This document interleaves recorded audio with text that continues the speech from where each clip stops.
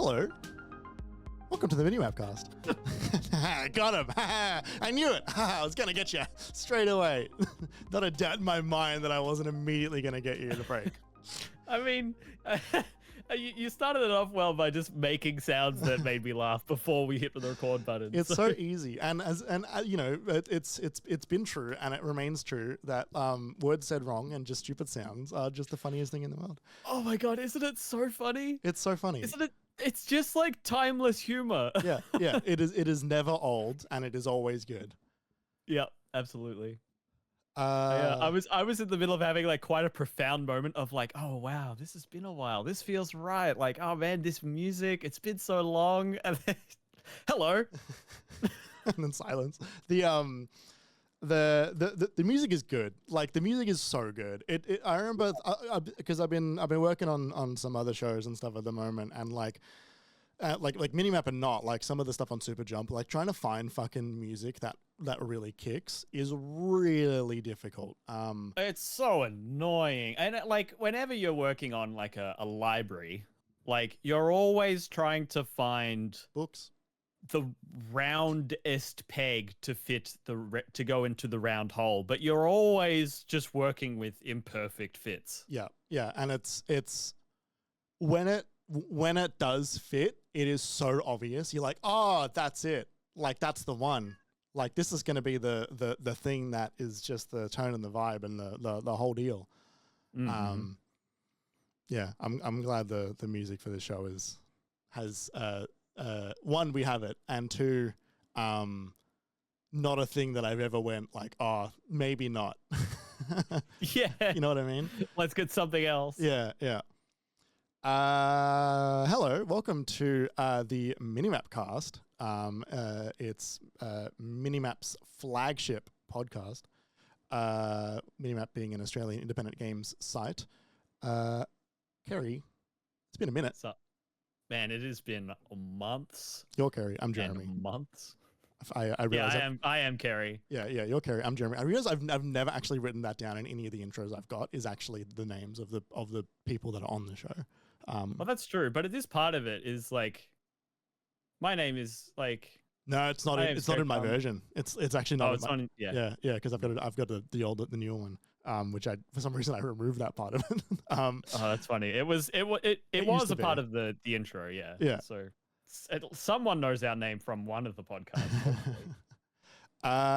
This is the MiniMapCast. I'm not going to do most of the intro that's usually here, only because things are so different now from when this was written, and it's mostly around like social media and about like frequency of the show. So all I'm going to say is this is a podcast about video games from Minimap, and the music is from Shook, which we always want to say thank you for letting us use the track Moog Model D Improv as the music for the MiniMapCast.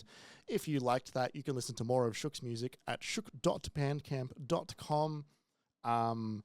You know that we like it. Oh, we love their music. The most recent album, which was RPG, I believe. Actually, no, I think he put out another album since then. The RPG album. An album release the last time we did this. Pardon? I feel like we were talking about a Shook album release the last time we did this. Yeah. Just often, like I often listen to Shook's music because I've got all of his albums on vinyl, and they're just great. They're just so good. We love Shook. Kerry, we're doing a podcast. Mate, it's been a minute, aren't we? Yeah, it's great. The show that we're going to talk about today is a handful of things. So we're going to start off talking about some stuff that we've been playing as per the usual. You've been playing Monster Hunter. I've been playing Avowed and Indiana Jones last week. And then the second half of the show is going to be a little bit more about Nintendo because obviously they announced the Switch 2 earlier in the year. But they also had a Pokemon Direct earlier. I was going to say this month, but it was actually late last month. Keep vamping. I just got to let the cat out. Okay. And they're just sort of, they're going to have a pretty big year, like a touch bigger than I reckon Xbox and PlayStation are going to have, mostly just because we're finally getting the Switch 2 successor, a thing that we've been talking about for, let's say, 3 or 4 years now. We were talking about what that probably was going to be during COVID because we were getting information around manufacturing deadlines and shifts and changes. We were talking about like Switch Pro in the lead up to the OLED. That's right. In like the end of 2020, start of 2021, and then the OLED came out end of 2021. Yeah, without a Pro model or without any actual performance increases. And so so we were talking about what the next Switch is going to be for quite a while now, and it being revealed earlier in the year means that we now finally know it after a tremendous amount of leaks and people showing off replicas at CES who are trying to fleece accessories and a handful, so many people who are working on games that are getting Switch 2 versions and ports and all that stuff. So many pieces of information leading into then a reveal that was basically exactly what we had all expected it to be. Not that that's inherently a bad thing, but yeah. Anyway, that's the second half of the show. First half of the show, Kerry, you've been playing some Monster Hunter. Last time we did this, we were talking about how I had discovered Monster Hunter for the first time, and it felt like I was like a pioneer. It was like, have you heard of this? Because I was so deep into Monster Hunter World. I've just not stopped playing since then. I've got like 230 hours in World, which I only started playing last June, with some breaks here and there, obviously. I also now have 75 plus hours in Monster Hunter Wilds. For context, the game came out on Friday, like 3 days ago. We're recording this on the Monday after it came out. I've had early access to it for work. Been making guides. Some of those are up on IGN now. Some more are coming out this week. And I've got a bit of a mixed sense. I've got some mixed feelings about this game, but only in the sense of like, is it like a 9.5 or a 9 kind of a way? I really am enjoying this game, and it's been interesting seeing the discourse online as the reviews come out. And then as people put their hands on it, everyone's like, there are things that people are nitpicking, but it's that same thing of like, this maybe drops at a point, and aside from that, it's excellent. Like, I still want to spend dozens of hours here. The main critique online that people have had in terms of press and reviewers is that it does seem to be quite, compared to World, it is a little more content light. Like, there are a few less monsters. There's just a few sort of, like, you can kind of get to the end of the loop of the game pretty quickly. And for Monster Hunter, that's known for being quite the everlasting gobstopper, it can be a bit disappointing that it hasn't got the same longevity. That said, it's still, like I said, I'm at 75 hours in, and thinking back to World that I just played recently, that game, I probably played about 100 hours or so before starting the expansion. So it's pretty, that's a good whack. That's really good. I'm really deep in the end game. I've fought every monster. I've done every main mission. I can't wait for their events, their event quests that are going to start rolling out, which will hopefully let you play some of the limited time story monsters, like the story mission one-off monsters that are in there that are a bit more spectacular. You can't repeat a number of them, and so hopefully they get event quests so you can come back and revisit them, and you'll get special rewards from doing that, and like, here's a new weapon this week and like stuff. So World was full of event quests at the end of it that they just unlocked in perpetuity. But at the time when the game released, those came out week by week and month by month. So it'll be cool to see how this game lives on and how it evolves. I really enjoy this game. I think it's like maybe a little bit less iconic than Monster Hunter World is and was. But it's still really good. In what way? In the ways of, I find that the environments, like, they've done a whole thing where they've set up a weather ecosystem with all of their environments in this game, where each each sort of biome that you go to, the forest and the desert and the ice place and whatever, they each have a different weather state. And it's a season of plenty, which is like, you know, the grass is green and the all of the things are blooming and all of the animals are out and in abundance and whatever. Like 1,000 blossoms blooming. Yes, what is that? I don't. Bob Catter. I don't have that much Bob Catter committed to memory. It's I'm the sorry. one. It's the like people are entitled to their own sexual proclivities. Let 1,000 blossoms bloom, but I'm not spending any time on it. You gotta get that more. is a good one. You gotta get more Bob Catter in your vocab. I think I'm happy just revisiting that once every 1 to 5 years and then laughing and then moving on. Every election cycle.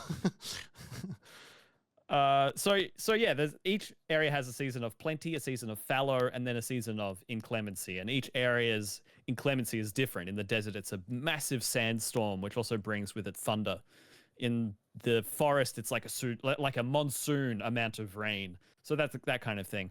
Because of that, each of the areas can look really lush and vibrant and like the colors are saturated and whatever. Or when it's really dark and moody and whatever, it does add to the sense that the weather is quite strong and intense, but it also just completely drains the color out of the game. It becomes a very gray game. With that in mind, I do think the areas in turn feel a little bit less memorable than the areas in World did. Okay. And like, it's not by much. It's just like I could probably connect for you all of the different zones of the forest biome and the desert biome and the coral forest biome in World. I don't think I could draw you a mental map the areas in Wilds. Right. That's not to say they're bad though. It's just a little bit less memorable. All in all. The same is for the music. They went for a different tone with the music. It's a bit more intimate. Like instead of being and there are songs that are grandiose, full orchestral, like Fate of the World is happening right now. And those and all of those songs are excellent too. A lot of the soundtrack though, I'd say at least half of it, of the more basic monster fights, it's much sparser in terms of the orchestration. It's more like a small string section and a couple of trumpets. And that makes it feel a bit more, yeah, like I said, intimate and a bit more like ethereal at times. And that goes again with the vibe. But when you go back to World's music, it's very strident and triumphant and grand at all times. It's a massive adventure. It's an undertaking. It's a moment in history, and this is just a bit more confined. It's the music is a bit more in line with the story, which is a bit more about the characters. I wonder how much of that is due to Lydia Tarr taking over as the composer for Monster Hunter Wilds. I haven't seen the movie. I just can't bounce off you with that one. I'm sorry. I know. I'm playing to the 7 people who know exactly what I'm talking about, and those people and yourself. Oh, it's mostly me, but those people will very much appreciate it. Continue. Yeah. Should watch that movie. One day I'm going to host So I hear. I keep saying that's if I ever do a PAX panel, it's actually a Renegade legal screening of Tar. That's a long PAX panel. I know, it's a long movie. It's like 3.5 hours. What was I going to say? There was the music, the story. It is there. It's not going to win any awards ever, but I feel like it's par for the course. That's the thing. It is definitively a step up from World. And it actually asks questions. And I did actually care about the characters before the end of the game. And at the end of the game, the performances, I think, are okay. And they do this thing where, you know, the hunter, you walk around with the handler, and the handler says, like when it gets to a problem where there's a monster that's rampaging and the ecosystem is out of balance, and the handler says, okay, the hunter, the guild authorizes you to hunt the Chotacabra or whatever. And then you do the hunt. And before you get that authorization, if you just go out into the world, she actually tells you like, hey, we don't have any reason to kill this thing. Let's go do something else. which is interesting, and it plays into the sense of like once you get to that story moment of like actually we need to deal with this, go for it, and it adds a bit more weight to just and.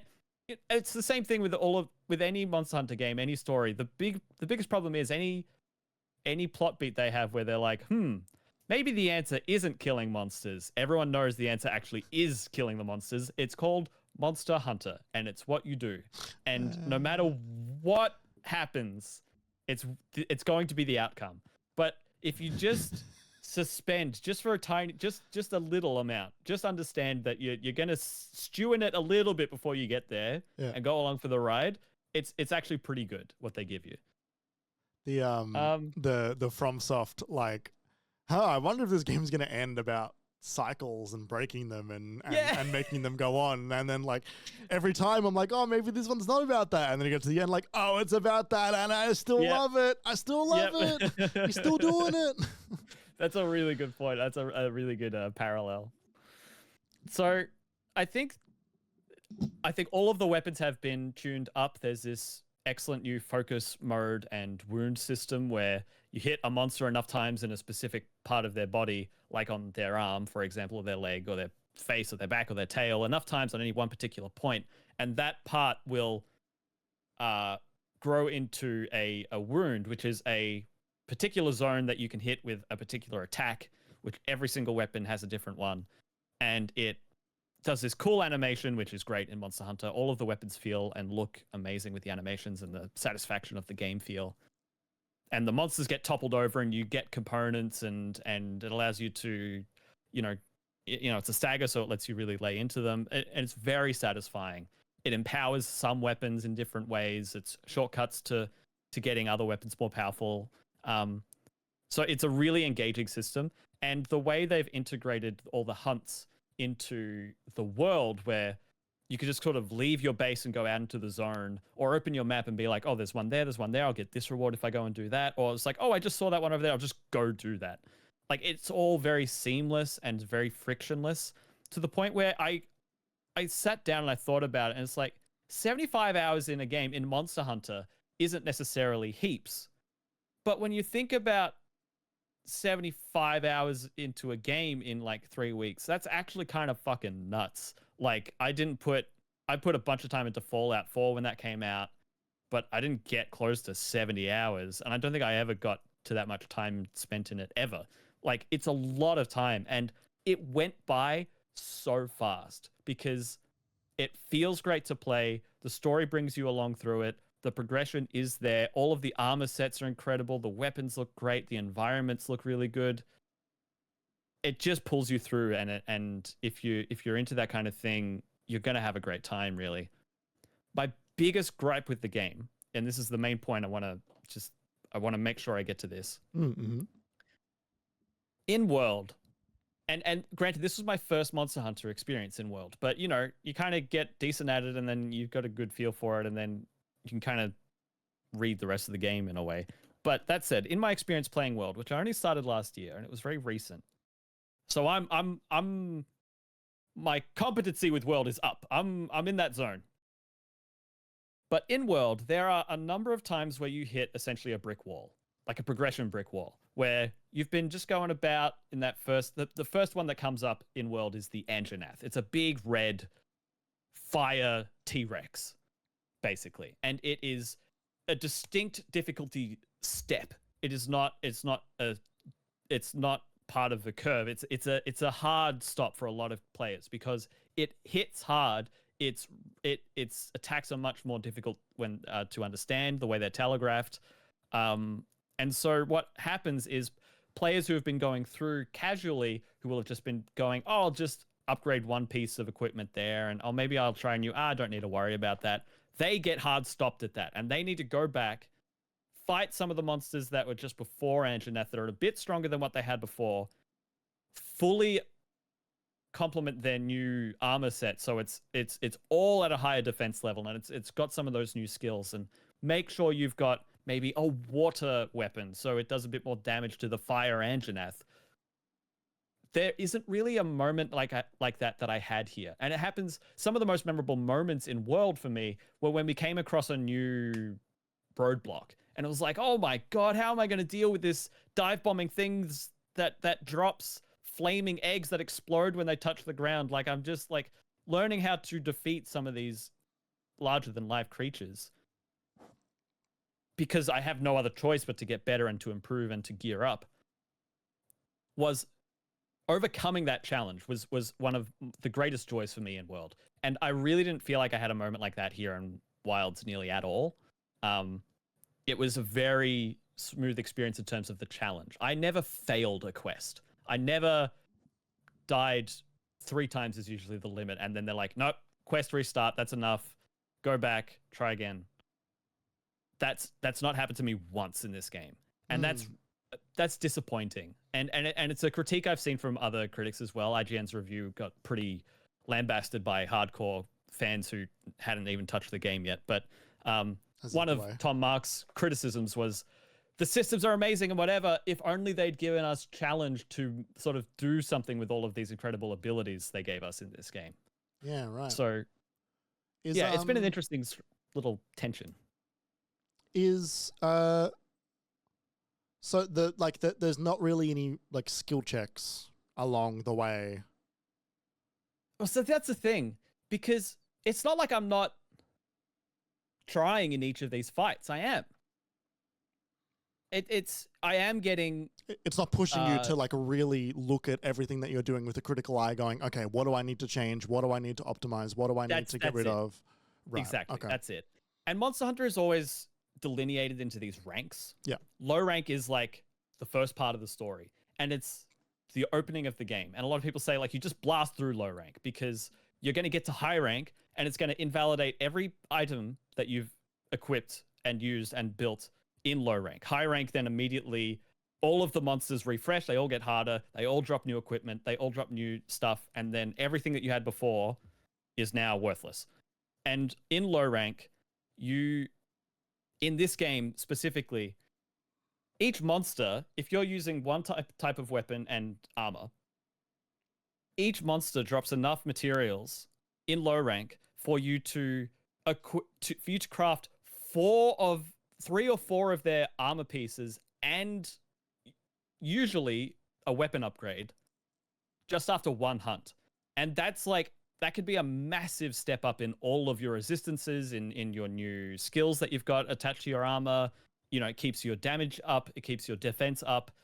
And it happens with every monster in this game. Like there's just resources are abundant. Is so abundant in low rank. And that's fine. Like that, again, that makes it frictionless. It's going to be super easy for anyone who's new to the series to just get in and enjoy it. And if they want to go back and do another hunt on that to get that 6th armor piece and that rare drop to then complete the set, they can go and do that. But they don't need to do that. They're not, the challenge isn't requiring them to think critically about what they're going to do next. It's just like, oh, I might make that. It's like, oh, I'll see about that next. Like, it's all a bit blah, blah, blah, blah. Yeah, like I'm always all for like the removal of grinding as a necessity. Like I think that like you should have the ability to be like, I really don't want to fucking just do this same thing 100 times in the hope that I get a thing that I need to then be better. But yeah, like I think that like there's perhaps a disconnect between the importance of the, or like not the importance of the systems, but like the they haven't done perhaps as good a job as they have in the past to make you want to engage with their systems or bring you out of your comfort zone. So you look at the systems and go like, okay, like what would I need to change to do it? And like, I again, like when it comes to a lot of those systems, I often grate against systems and reject them wholesale a lot of the time, where like especially like just like numbers and stats of things that I don't see. Like I often just go like, I don't actually care. Like gear in God of War. Yeah, or like on to an extent, honestly, like Elden Ring, like weapons and stuff. I can fuck with, but like if I'm bouncing between 4 different armor sets that don't make me feel like they are for the right context, but they just happen to be, then I will not do that, and I will make the game harder for myself because I want to dress how I want to dress. But Elden Ring still does a decent job at giving you contextual times to be like, actually, well, like, you know, if you're fighting a mage and they're using magic on you, like there's a good chance the mage's clothes are going to have like a high resistance. And so I'm not against doing that as a holistic, like, well, thematic. Yeah. Sort of. Like it all works at that point. When it's not allowing you to do that at all, then it's like, what's the point of it? Well, like rather when it's not pushing you to do that, then it's like, what's the point of it being there at all? And that's the thing, you can engage with it. You can be like, oh, totally. I just fought this big fish thing, right? And it's like, if I equip all of that armor, then I'm going to have water resistance up, but I'll also probably be weak to thunder. So I shouldn't use that when I go and fight the big lightning bird. But yeah, it hasn't really mattered. The fights at the very, very end game, not like the start of higher rank or the middle of higher rank, but the optional fights I found, which are like the final monsters that are tempered, which are like sort of increase in difficulty and whatever. So the tempered final bosses, basically, those have given me pause. Those have been difficult. And that's been a fun challenge where it's like, oh shit, that was like 75%. Oh fuck, I'm dead. Okay, I need to pay attention now. Yeah, which is annoying because to me that was one of my complaints with Final Fantasy VII Rebirth was that there are so many systems I can just flat out ignore, which I think is fine, aside from like 10 fights. And it's like I understand that like there is a reason for that to be in there. Like they've built these systems. They want the hardest fights to make you have to utilize use every part of the cow. But like. Make the system a thing that I will want to engage with because it's fun to play with those systems, and then maybe make me like get some benefits in some other fights in a way that doesn't make me feel like I'm just like punching harder. Totally. And that's the funny thing, right? Because those previous games in the series have had that. World and Rise nailed that curve. But on the other hand, you know, apparently from what I've heard, a lot of people stopped at that Anjanath when they were playing World because they got stopped. And the game's not that welcoming when it comes to its user design and experience. It is a bit better in this game in a number of ways, but it is still Monster Hunter. There are a number of things that people will miss and people get overwhelmed by at the start, so they'll miss that little tidbit and how to cook a meal so your health's at its maximum and like all of that preparation stuff. But, you know, I'm there doing all of that, so it's fine. But people are going to miss it. This is definitely the easiest on-ramp for Monster Hunter, like, hands down. But at the same time, that challenge and the satisfaction from it has kind of gone away. I don't think diehards are really going to be too upset, and diehards are also expecting from the last 7 years of these games where they're basically live service. They're going to get updates every 2 to 3 months that are huge. Some of these and they're all going to be free until the massive expansion, at which point that will be difficult. Those expansions are known to be a significant step up in difficulty. So anyone who's like enjoyed the systems like I have had is also going to be like, oh, well, I'll just be prepared when the hard shit gets here, and then I'll have a bunch of loadouts. So like that's the thing, you know, this is me saying like, it's a difference between a 9 and an 8. Like it's just a one-step detraction.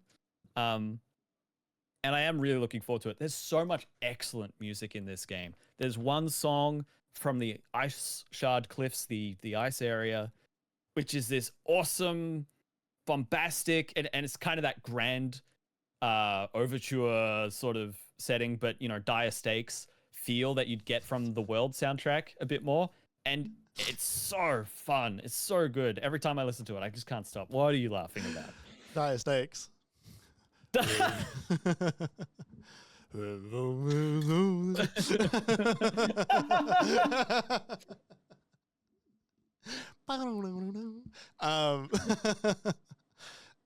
What's the fucking main guy in Dire Straits? What's his name again? I don't remember his name. Fuck, what's it?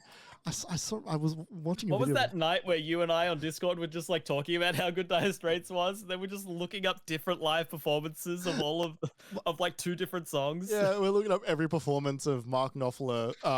And every time we were like, I don't think he's that good live. No, it's like, oh, he's a bit older. He's He's not really using his range much anymore, is he? It seems kind of past it.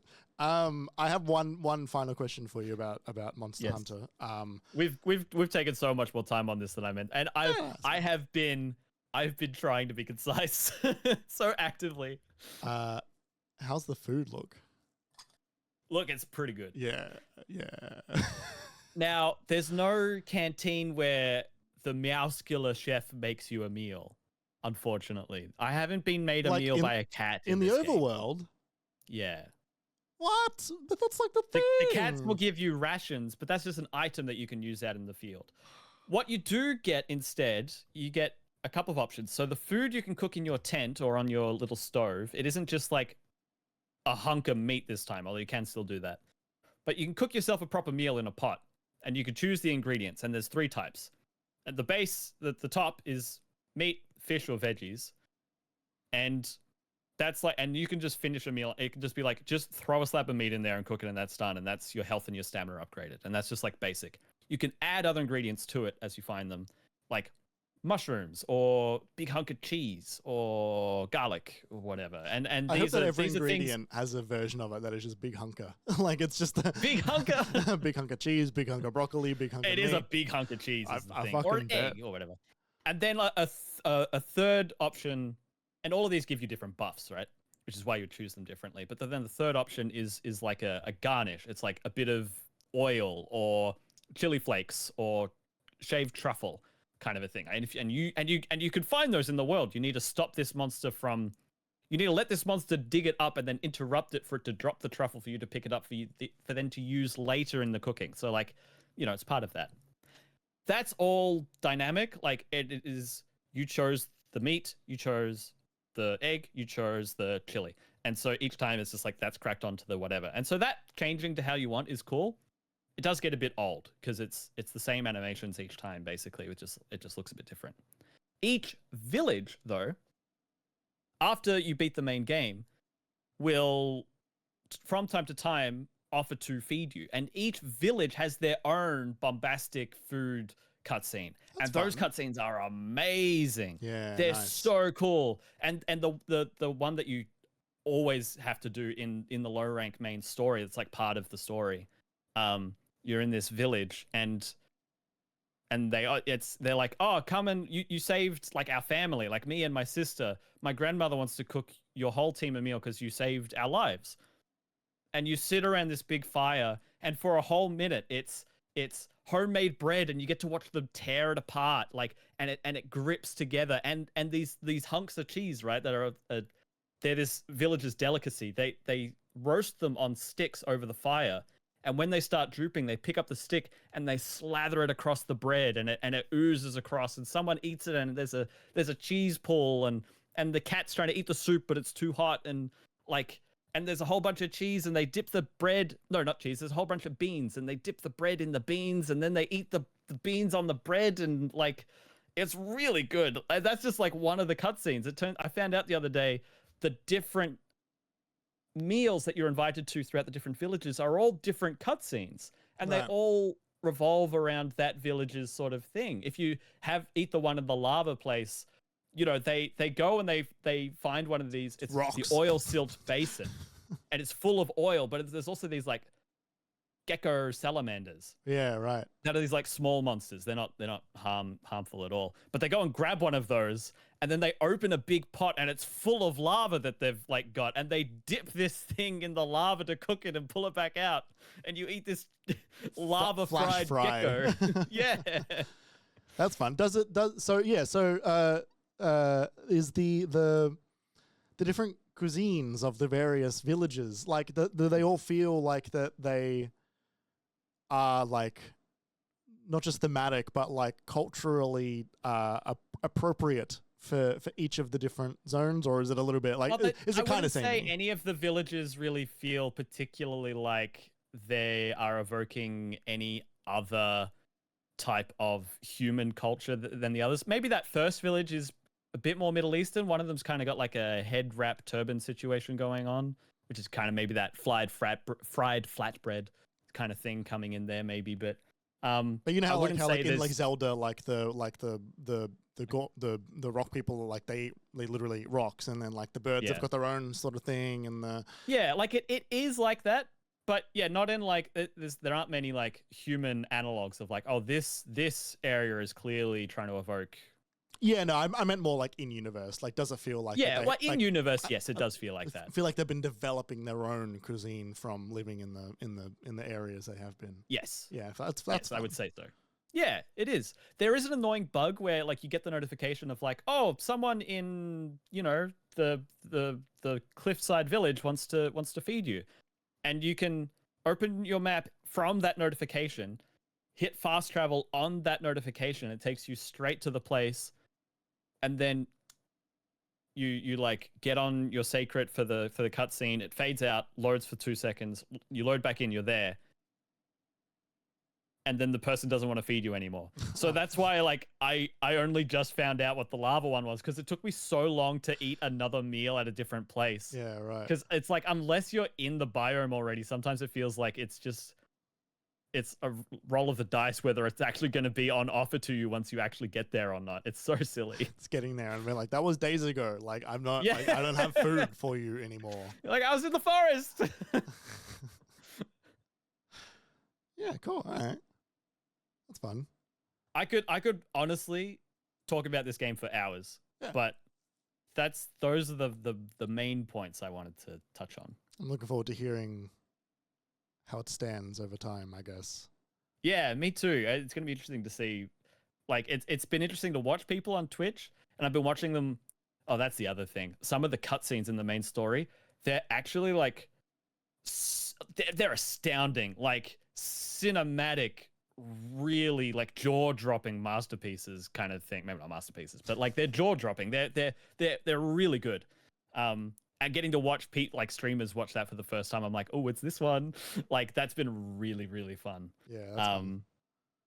But yeah, the legs on this one is going to be interesting to watch. That said, talk about like the numbers for this game. Like, it got to 1.3 million concurrent players on its first day on Steam, despite a bevy of performance issues on the platform. It's kind of wild it's wilds, honestly, how they have capitalized this brand in such a way and fostered this community so well through World and Rise over the last 7 years that it's kind of culminating in this moment of like, here's the next big one.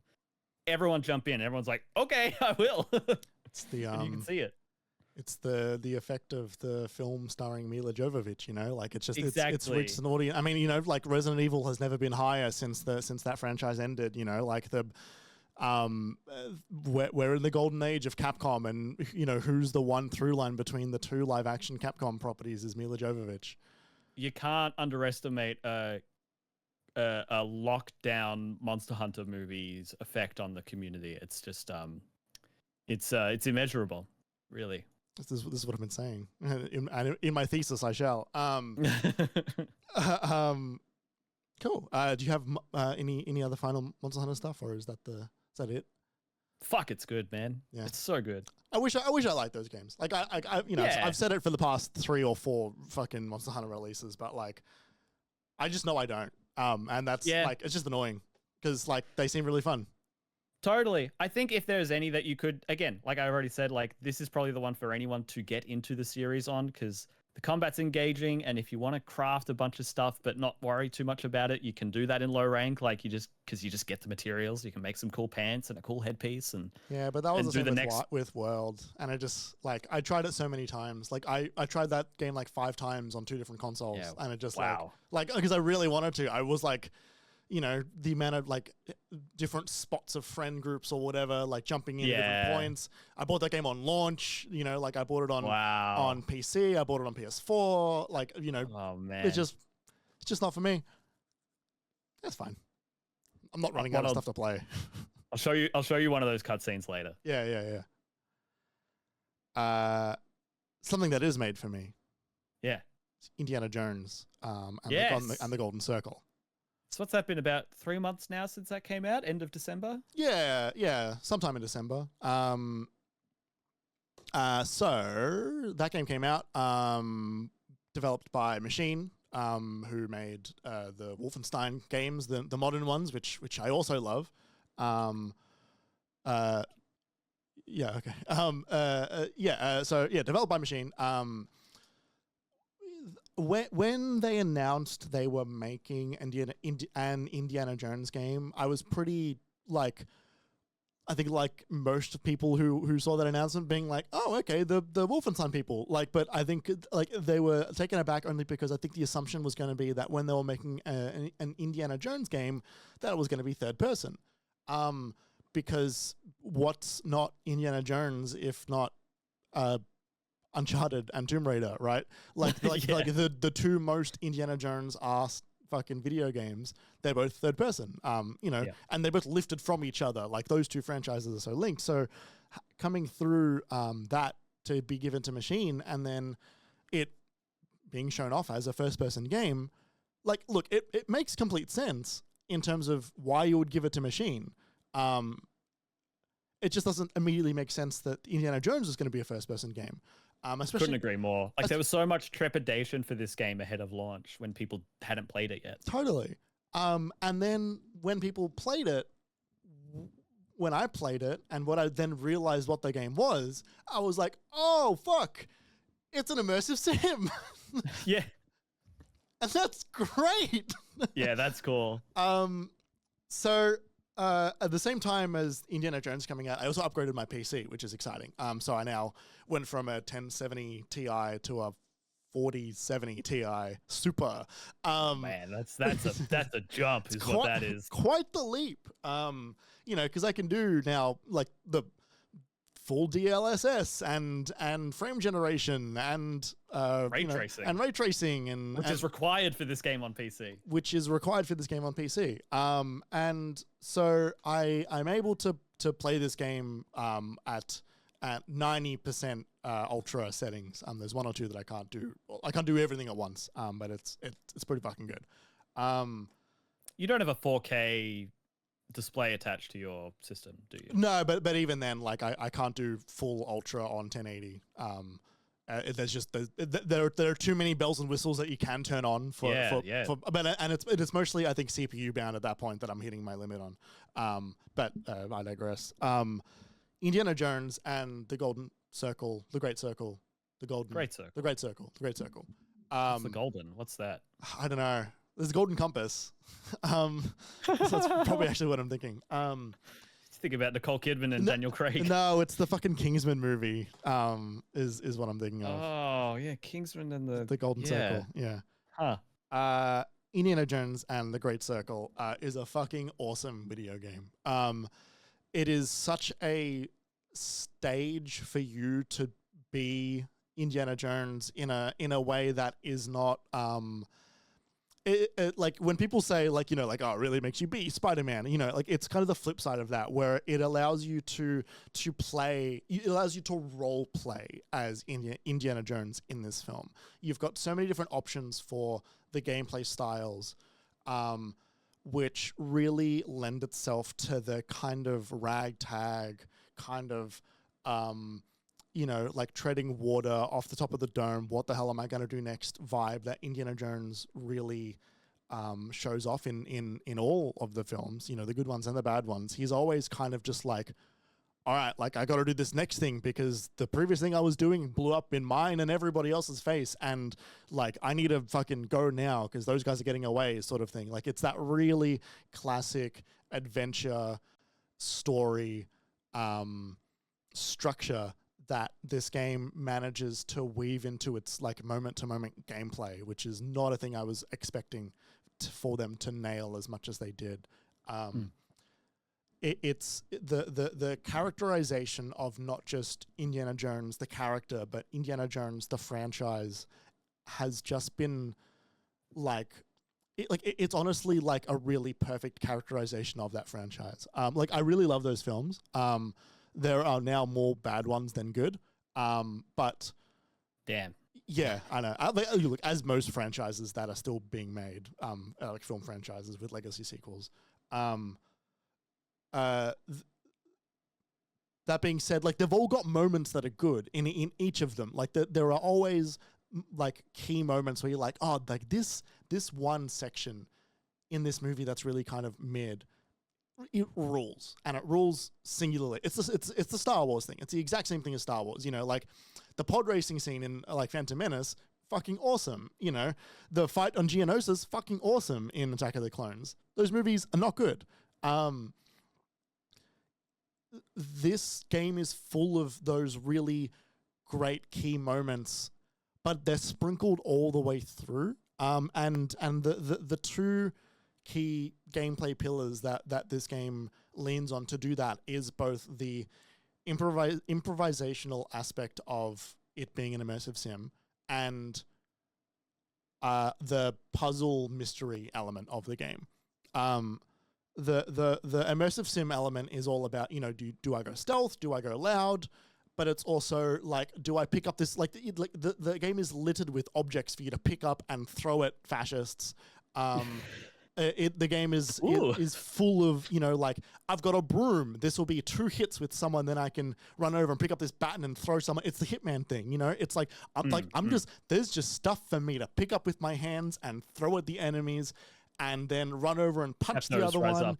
And then a new enemy has walked into the room, which I didn't know because they were in the other room, and then I heard the crash of the bottle, and so I'm gonna whip them really quick to stun them while the other one that's coming from behind me, and I punch them. It's full of that stuff, and it is so exciting, like genuine exciting that those classic action films always were.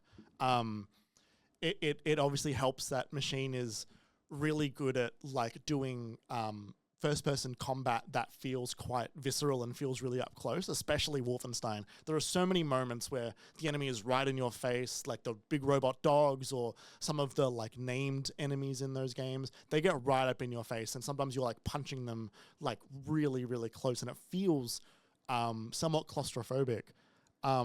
This doesn't feel claustrophobic, but they often feel like there's a really like the action feels very tactile. It all feels very, very physical, even though it's got like the classic like punching pow, like slap kind of things that those old films really had, and like the whip sound obviously as well. It's really, really, really exciting, honestly, just to do the moment to moment stuff. At no point was I not just enjoying engaging with the systems that it was allowing me to play into, to really role play as Indy. And like that, the stealth is included in that as well. Like there are a lot of moments where like the stealth is fun enough because you know you've only got so many, you know, you're like a cat with 9 lives. You've only got so many times you can take out an enemy before you've just left a trail that's just one bad guy too long that raises the alarm, and you're like, all right, well, time to go fucking loud. As well as a couple of other things that you've got, such as like the ability to change uniforms that you get, which can let you in and out of certain areas. It all plays together really, really well. It's just. Did you find I heard a pretty frequent critique that the gun is pretty unsatisfying in this game, / even just undesirable to even engage with. Did you use it much? Look, like I used it like here and there. Like I didn't keep my revolver all the time. But I was using my gun as not just a gun, but also you can flip it around and it becomes like another melee weapon. And that's the same for any gun in the game as well. Like if you pick up like a machine gun, you can fire all the bullets, and then when you're out of bullets, you flip it around and it just becomes just like a big chunk of metal. That's so good. Yeah, and you can do that. Fantastic. Like you can do that straight away. And so if you don't want to actually fire the gun, but you need a weapon right then, you can just pick up a gun and turn it into a thing, and obviously use it like 2 or 3 times at that point, and then the gun does not fire at all.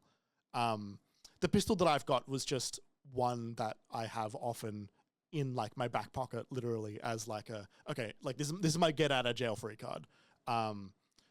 But I think that's not necessarily a bad thing, because like Indiana Jones is not a guy that is frequently using his pistol. Like he fires his gun a fair bit, but like he's a man with a hat and a whip. Like that's his thing. His gun is also often in the films a get out of jail free card.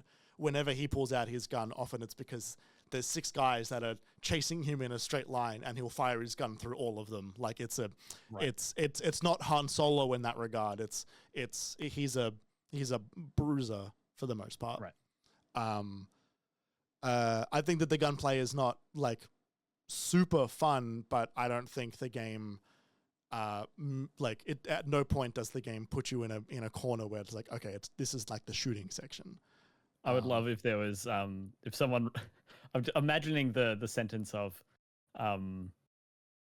like, it's a shame that Machine Games didn't live up to the high watermark set by games like Destiny 2. It's like, wait, what? Yeah. Like, no one would ever make that comparison, but Totally. that would be so funny. But the other wonderful aspect of this game being first person is the puzzle, these 3 wonderful things that work in conjunction, which is puzzle design, world exploration, and honestly just the ability to hold a torch. The actual tomb spelunking that Indy does as a part of both the story and also optional puzzles is always thrilling. There's just a really great atmosphere to the way that they've designed the world, that they've designed the lighting, they've designed how the torches that you've got in your hands actually bounce light. It is always so cool to go into another zone that I've not been into, and I got to pull out a torch, or I got to find a torch and then, light it with my lighter and then hold it over things. And then you see this mural on the ground, and you'll press a button and Indy will make a remark about the history of something, because he's, I know you haven't seen the indie films, but he's not just like an adventurer. He's also a university lecturer. And so he's got like he's got a brain for it, but he's also got like a really heavy respect for a lot of different cultures and histories, and especially stuff around gods, especially stuff around worship and prayer and community.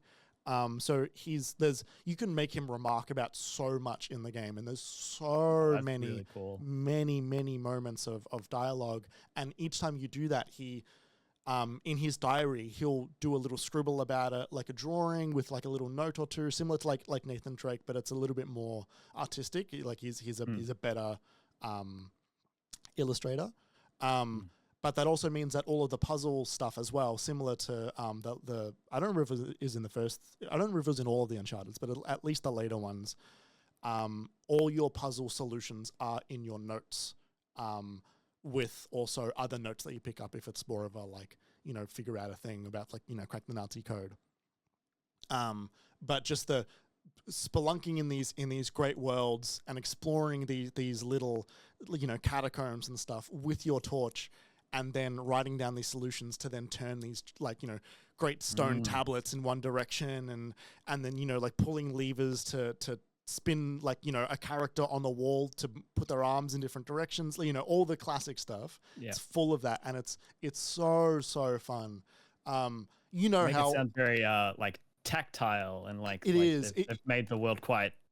It's very immersive. Manual. It's a very manual world. You have to be the one to do all of that stuff. It doesn't feel like it's left in a position for you to immediately find the solution. It just feels like it was left however it was left.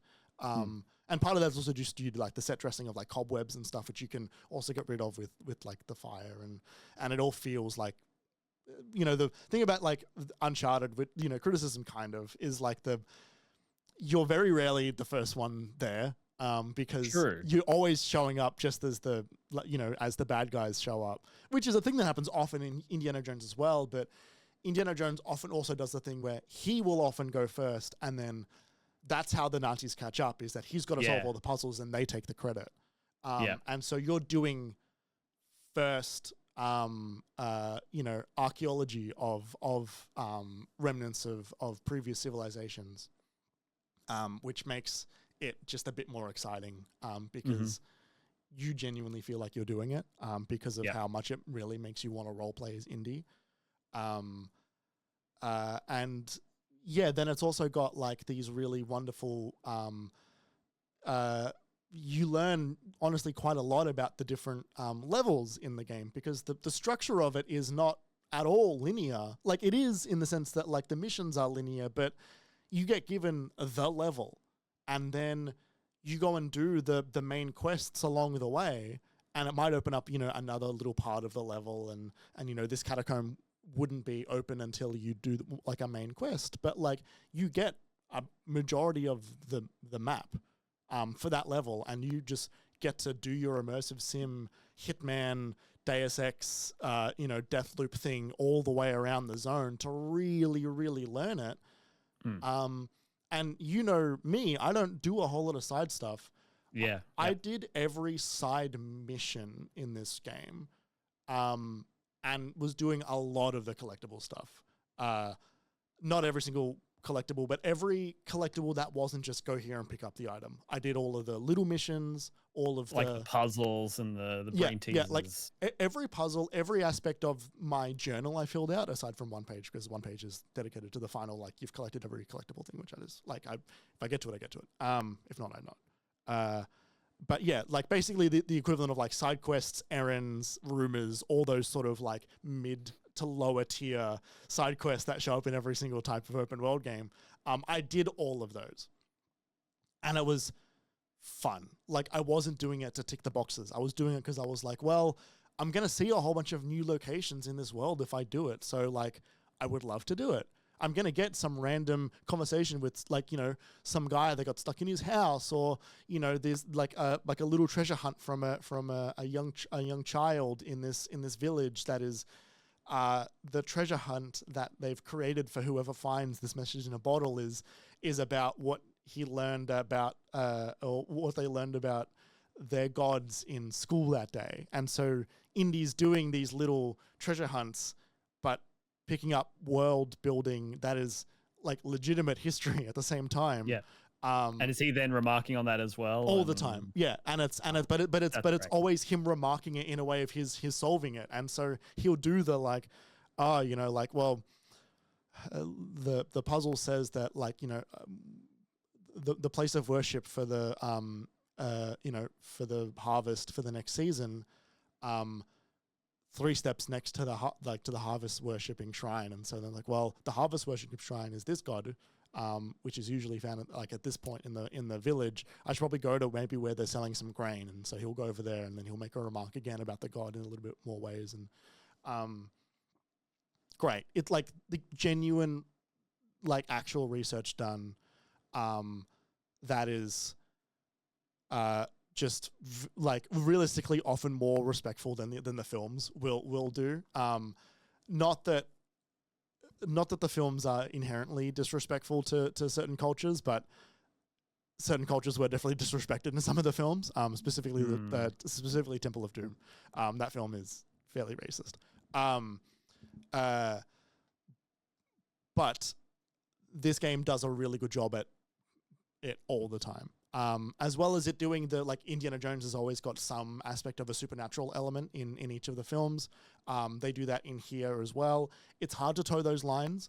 Certain films, I think, perhaps push it maybe a little bit too far, that it becomes genuine fantasy with its supernatural elements, which is really hard to toe that line, because the first film is about the Ark of the Covenant, and it's don't get me wrong, it's fantasy, but it's fantasy that's rooted in history of this religion, so it feels like an ancient power.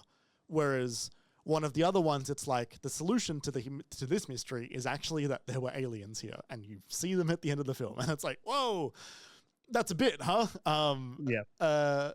This does like the mystery that they uncover in this, which I shan't spoil. I think it toes that line perfectly. It toes that line to the same way that the best of Indiana Jones does, in a way that I realistically didn't know anyone had in it anymore. Like, I didn't know that anyone could write an Indiana Jones movie that felt like a Raiders of the Lost Ark. Yeah. Not in like 1989. It's shocking how good this came together. And no small part of that is due to fucking Troy Baker's performance as Indy is phenomenal. He, like, genuinely does a wonderful Indiana Jones interpretation that is very similar to Harrison Ford, but does not put itself in the position of Harrison Ford impression, which is nothing but kudos to actually nail that, because that is not an easy task to be the first adaptation of Indiana Jones that is not Harrison Ford. Adult Indiana Jones. There was a TV show about young Indiana Jones, but that's beside the point. It's cool as well that he could do that while Harrison Ford is still alive, and get that seal of approval as well. But I don't know if they've spoken about it more than that awkward moment on the stage at the Game Awards where he was probably drunk. But no, that was that was not awkward. That was really good. That was the way he said it was good. I'm just saying Harrison was awkward up on the stage. He's old. Have you gone back and watched it? Because he really does look drunk. Look, he's an old man. He's an ancient man. Yeah, I think he's just getting a bit weird in a fun way, and that's fine. Yeah. But yes, no, it is still good that that Troy could do that, and with Harrison's blessing at the same time. And also, not just be a good indie, but also do a really great performance as indie. Because I think indie kind of actually has a touch more character than Han Solo does. Like, Han Solo he's really fun. He's that rogue. He's that handsome devil kind of, rat bag. And he's got his soft moments. He's got, moments where he cares and moments where he's just kind of like a rapscallion. Indiana Jones has got often just one additional layer and dimension to him sort of at all times. And I think that's because... You okay, Kerry? There's a moth in my room. I was wondering, you look like a cat. I was looking for something to hit it with. Indy is much more invested in the story of each of the Indiana Jones stories. Han Solo's whole thing kind of is he has to have that layer of intentional disconnect between himself as a little bit of a self-preservation, defense mechanism that he's got. And it's a moment of joy when it's broken through. Whereas Indiana Jones is often he's very genuine all the way through. He doesn't have character development that is based on events that happen in the film. It's often always character development based on his relationships with his love interest, his dad, his friends. It's always personal, or interpersonal. His character is, and they do that a lot in this as well. At no point does the mystery of the Great Circle affect him on a personal basis, but the characters in the game and their relationships to the Great Circle are often the thing that affect him in the same way that it's the same structure as the movies. They really kind of know it, in a way that's just deeply shocking, that they can get it on this level. Well, shocking as well because of how poor recent efforts have been in the Indiana Jones space. Which is funny because even then those parts are still really strong in those games. Again, especially in the most recent film, which I think is the worst of all 5. What works in those films is Indiana Jones's Harry Jones. Indiana Jones's relationship to the new characters, Phoebe Waller-Bridge, and the villain in that movie as well, and a handful of the other side characters. And because those movies have been going on for so long now, there's only one other character in that movie that's been in any other previous films, because all the other characters in those movies are in-universe dead because they're IRL dead or cancelled, in Shia LaBeouf's case. Which, by the quick aside, the funniest thing they ever said in any Indiana Jones film was at the beginning of Indiana Jones 5 when they had to explain why Shia LaBeouf's character, who is Indy's son, isn't in it. And it's his actual son, is it? Yeah, and it's a revelation in the 4th one, sort of, that this is actually your real son, Indy. And And they make cracks about that, and they allude to the fact that he would be taking up the mantle after the fact. And then in 5, it's like, oh yeah, he died in Vietnam. Oh, they killed him off screen. Oh my god. And it's also like, he's a punk in 4. He's like a greaser, bikey rebel. And then in 5, they killed him. In 5, they say that him and Indiana had a fight that caused him to rebel against his dad so much that he signed up. Oh, well, I was just about to say, why couldn't they just say that they had a falling out and so he's not around, or he's touring, or he's as adventurous as Indy was, but he's not, but he's off on his own adventure. They killed him. Yeah, and look, they play into that in the rest of the his grief, his relationship with younger adventurers and all that stuff. But it was fun. Like I laughed in the cinema when they said that, in a very offhand remark that is meant to be presumed by everybody in the scene. Ever since Mutt died in Vietnam. And I'm like, what? Oh, I knew Shia was on the outs, but I didn't know he was Yeah, he's a piece of shit. Alleged abuse. Yeah. There's a reason you don't see him in many things now. Could do a little bit of Googling in a little bit. Yeah. Anyway, the game nails it. I am sad that I don't know when Wolfenstein 3 is coming around. That series is primed for such a big last act hurrah. I think we probably will get Indy 2 before we get Wolfenstein 3. I hope they've got 2 teams sort of working on both so that they know how to do it, because I'm sure that Machine are not we never want to work on Wolfenstein again, considering that they've made 2 full games, worked on 2 side games. They clearly know it.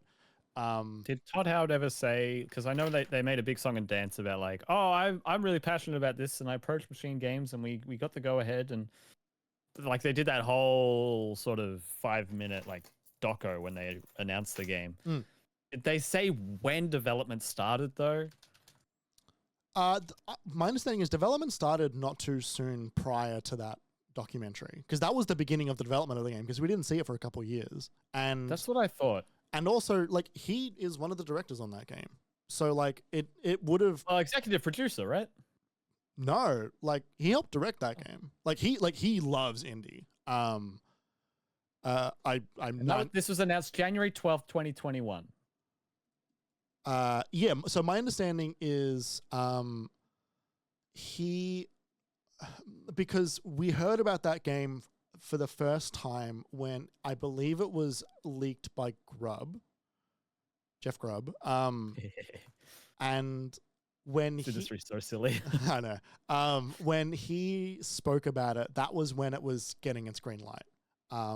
Because that was also around the time that they were developing the 5th film. They Disney were doing the push of what's the future of this franchise? Which is funny now, because after this 5th film and after this game, I don't think that's any clearer. We just now have another one of each Indiana Jones properties in different mediums. Yeah. I think that there will be another game. I think that the game has done well enough, both critically and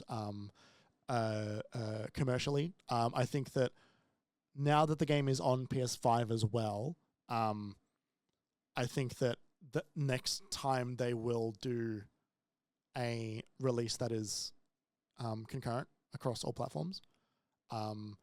And I think that depending on the Switch 2, I think there is room for a much lower version of that game onto that console as well, which I think could do really well. It's also worth pointing out that there is a imminent planned PlayStation 5 release of this game, which is... Oh, so it's not out yet, but it's soon. No. I think it's recently this week, I think it was reported that it's aiming for April. Right, okay. Yeah, 6 months after release. That makes sense. 4. Yeah. So yeah, in my mind, I feel like this game came out in November, but no. Yeah, it was December. Yeah. It's great. It's really, really fun. And like the only final thing I really want to talk about is just like genuinely how funny it is. Because a thing that we often forget about Indiana Jones is how funny it is as a franchise, not just through its like physical humor of, kicking someone in the balls or like, there's this very famous scene in the first film where Indy is trying to find Marion, who his love, and he's running through Egypt, trying to or Jordan, I think it's Egypt, and he's running around, and these bad guys with like scimitars are like chasing him, and he's like punching him, and she's also punching the ones trying to get away from them as well. And there's the scene where he gets there's a crowd that's just surrounded Indy and this guy with this sword, and he does this whole flipping his sword around, and he's doing sword tricks or whatever. And the way the scene was written is they have a fight. And Indy wins, but that day Harrison Ford was really ill, had the shits, was not on set for more than maybe 20 minutes at any given moment on that day. Yep. And so they rewrote the scene where he does all these crazy sword tricks, and Harrison just sighs, pulls out his pistol and shoots him, and he dies. And it's a great punchline. There's shit like that all the way through in this. Written jokes that are funny. Sometimes it's word jokes, sometimes it's physical jokes. It's all good. And the improvisational nature of the game's moment to moment gameplay also allows for that to happen often. There's nothing sort of slapstick person falling off a bridge or something. There's nothing funnier about just having a shovel and just whacking someone over the head with a shovel, and their body sort of collapses on the ground, and they fall into a cavern that then shows you a way through, or shit like that. It's so funny. It's such a funny game. And the villain as well, this kooky Nazi who was so in the vein of the first and the third games, this ridiculous character with an outrageous accent, and he's got his own obsessions, and he's sort of another side of the coin of Indiana Jones. He's don't get me wrong, he's an evil villain, but he's also genuinely deeply interested in the archaeology of certain things, and he tempts Indy often with learning about things, and they've got long scenes where Voss is the character's name. Voss and Indy are 3 seconds ago they had guns on each other, and then after they've realized they are both just too genuinely curious, they're both standing next to each other reading over maps and poring over designs and that's plans. Cool. It's great because they make a handful of uneasy alliances very briefly, and you're just waiting for one of them to turn, and it's just exciting. It's just a really exciting video game. That's cool. I'll have to install it. It's really fun. It's just such a blast. That's Indiana Jones. I've been primed to like an Indiana Jones thing since I first watched Indiana Jones, and I've been let down by the movies that came out in my lifetime. But this is no letdown. Yeah, it's cool. It's that they pulled it off. Yeah, it's on, and so surprising how well they pulled it off with such a, with aplomb. It's just kind of all there. It's just all there. It's also so fascinating to think about the media reception to the game ahead of time, looking at trailers. I really don't think it showed that well pre-release. And even people who previewed it were like, oh, this is okay. This is interesting. I'm a bit worried about this. Maybe I was going to... And then everyone, almost everyone I know who played it, loves it. It's so cool. It's the immersive sim curse, It's do you remember every single trailer and preview for Deathloop? No, I don't, because there were too many of them. Oh, well, let me remind you. It was a whole lot of people it was that game trying to explain what Deathloop was over and over and over again. And the previews where people going like, yeah, it's cool, it's doing some interesting stuff, but I don't really know what all of the gears, like, I don't know what that broader picture is. And then the reviews were like fucking 9s, and it was like, oh my god, the broader picture is incredible, and I know why they spent every trailer trying to tell you what the game is, and I know why they genuinely didn't succeed at it. It's the same thing. It's too much. It's too much. Like they need honestly to put out the first level. Yeah, like here's demo. a 40-minute gameplay. Yeah. Like, yeah. Yeah, here's the first level, and you've got a 40-minute timer. Like, go in a direction. Oh, demos that can do that, all timers. Yeah. I played the Just Cause 2 demo, which had I think it was a 20 or 30-minute time limit, and it gave you one segment of the map out of like 15 or something like that. Yeah. And I played that demo over and over and over and over and over and over and over again. Yeah. Yeah. That would work really well for this, I think. Definitely honestly. Not in the same way, but similarly. Like it really should, and it's funny because like weirdly enough, the intro is a linear level of the beginning of the first film, and I don't actually know what the point of that is. I know it teaches you some of the mechanics, and I think that maybe like weirdly enough, the first 15 minutes of Raiders Lost Ark is kind of the equivalent of like a film's 1-1. Like the Mario level. Like it's kind of the like you walk in and all right, there's a trap. All right, here's how to get around a trap, and here's how to use a whip to cross a gap, and here's how to avoid a different sort of trap, and here's how to do a stealth thing, and here's how to solve a puzzle. It's also a number of like iconic, like in that one segment is a whole bunch of very iconic moments of the movie. It's one of the most iconic scenes in movies. Is exactly. Indiana Jones running away from the boulder? Like it's right. Okay, yeah, I thought it was that. I wasn't sure. Yeah. Yeah. So, but it's also like the guy getting speared in the face and whatever. Like it's Alfred Molina, a young. I saw that like a few months ago. That's so fascinating, isn't it? Yeah.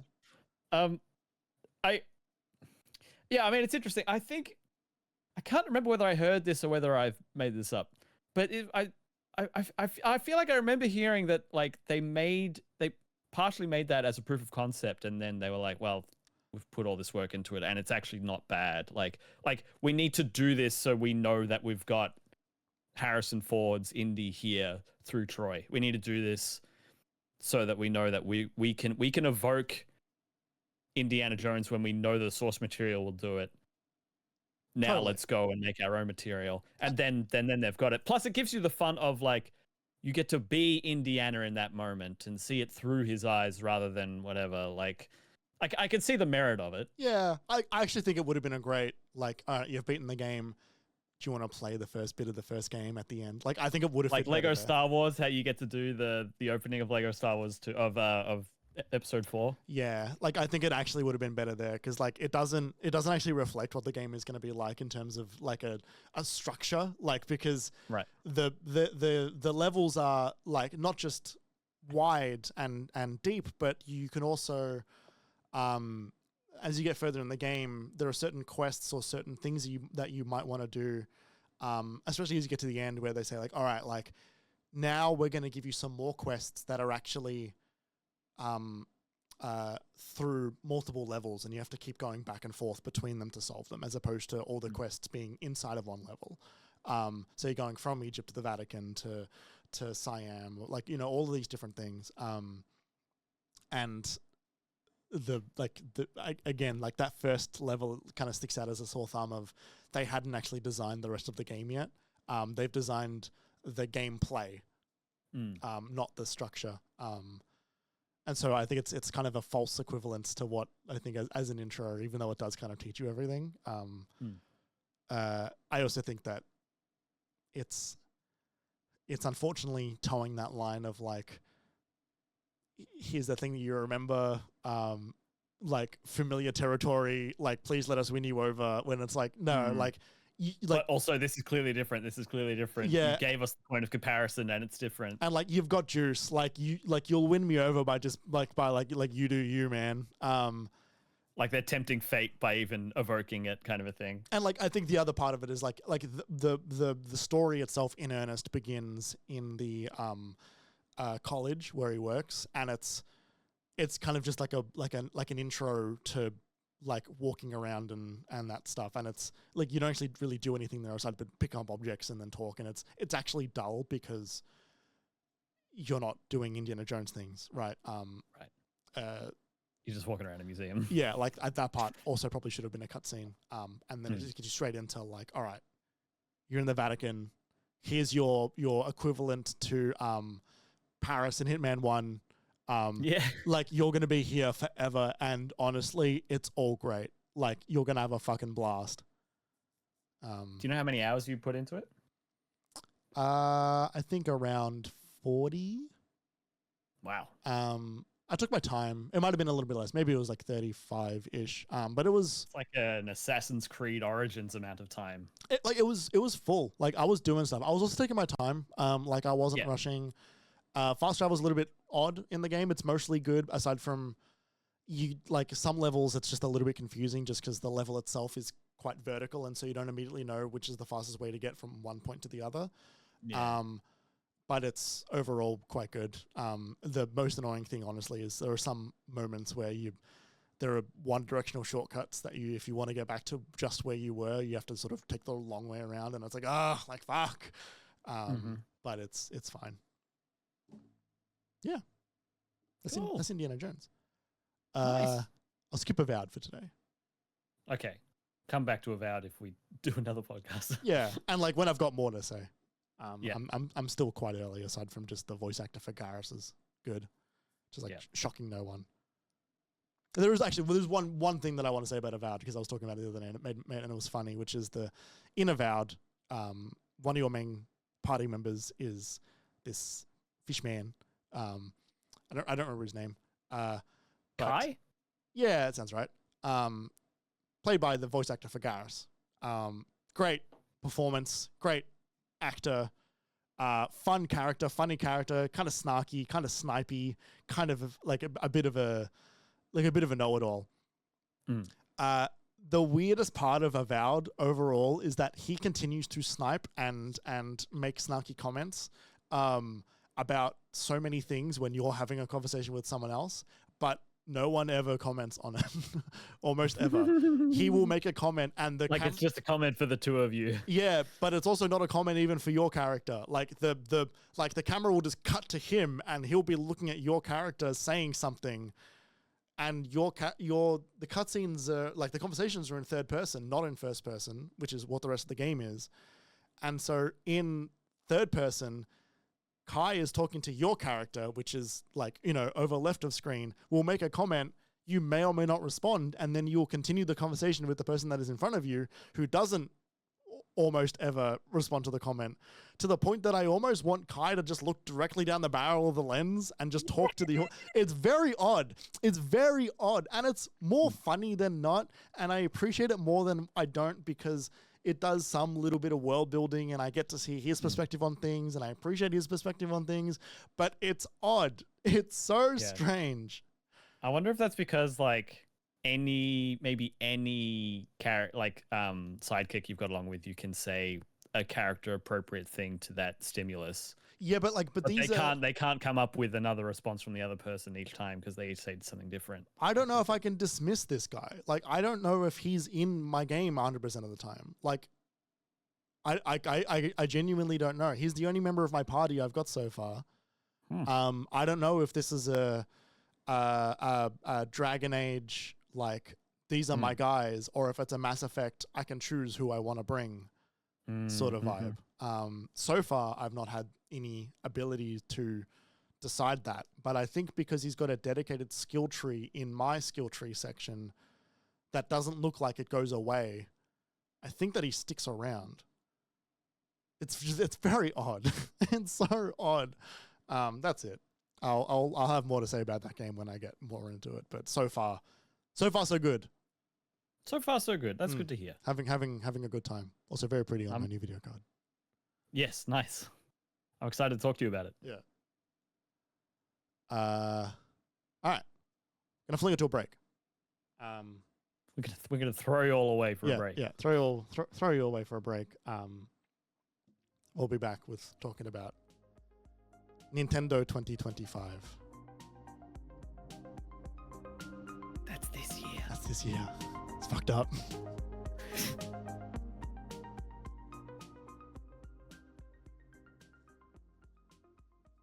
Welcome back. We're back for the second half of the show, which is about Nintendo. I didn't pause my timer, Jeremy. That's fine. That's fine. It's perhaps Nintendo's most important year since like 2020, like realistically, like the maybe 2017. I think the pivot that everyone had to make during lockdown, I think was I think they had a lot of decisions that were made in 2020 that. Oh, I know. I'm just thinking of how 2017 they were coming off the Wii U. Oh yeah, the Switch had to hit. Totally, yeah. It's a big year for them. Yeah, we're finally getting new hardware, different hardware, more powerful hardware. I've loaded up the trailer just now, so I can refresh myself. The Nintendo Switch 2 was announced earlier this year. And with it, not much else aside from proof of existence, signs of life. After I said at the beginning of the show, after months and months of speculation, leaks, hardware, accessory makers, all but confirming every aspect of it, we finally saw it. Like the first Switch reveal was a leaky situation, and this was like as much, if not even more leakier. It was so leaky. And it was also like Nintendo last time for the Switch, you know, when it was called the Nintendo NX, they were talking about it not openly, but at least in somewhat of an earnest term, for a little while, saying like, hey, look, we're just confirming that, yes, the new thing is called the Nintendo NX. Don't expect it to see before this date, after which we will start to talk about it. Yes. Whereas they weren't the first ones to talk about the NX. No. There were months before anyone spoke about the NX. Yes, definitely. Whereas this time around, it was just a repeated announcement of this Direct will not have any information about the successor for the Nintendo Switch. Don't expect it. Like, just like over and over again. That and the financial report that came out saying that it wasn't going to arrive prior to end of financial year 2024 in Japan, which is ending at the end of April, I believe. End of March or end of April. It's one of the two. But we've seen it. It is indeed the successor to the Nintendo Switch. It is functionally very similar. It is a console which goes in a dock with two controllers that can detach. That is the fucking Switch, if I've ever seen it.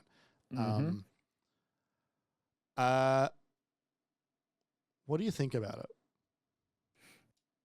You know, it's funny talking about the initial reveal when we saw the trailer that night, and we were talking about it on Discord for like an hour or two that evening, late into the night. And we all sort of had an initial impression of like, oh, cool, exciting. And then we pretty quickly went to, that trailer showed us nothing. Yeah. We got a hardware overview, which was cool. And then that's it. And then also like tune in April. It was like, oh man.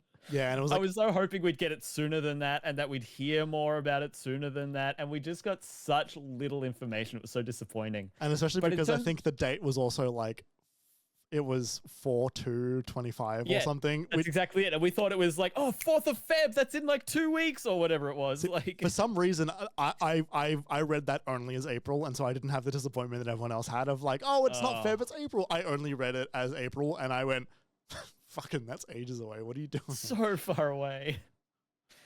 In terms of the actual console, I need to see how it performs, because I think the biggest knock against the Switch right now is that it just doesn't perform that well anymore. It was lean in terms of performance when it came out in 2017. And then we hit next gen in 2020 and it became like a joke, basically. And then Steam Deck came out in 2021 or whenever and completely eclipsed it.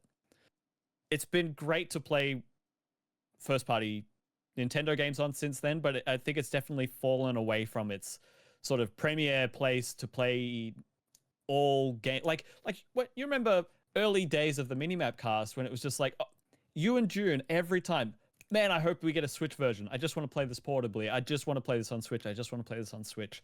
Every time. And I was like, I'm not a big portable guy, so it wasn't a big deal for me. And it's the same deal with this. I'm not looking at the Switch 2 like, man, I can't wait to play this more portably. But that said, if it can be more capable, if it can play more things from third-party offerings, if it offers any sort of backwards compatibility boost performance for old Switch titles, that will all help it to feel a bit more robust.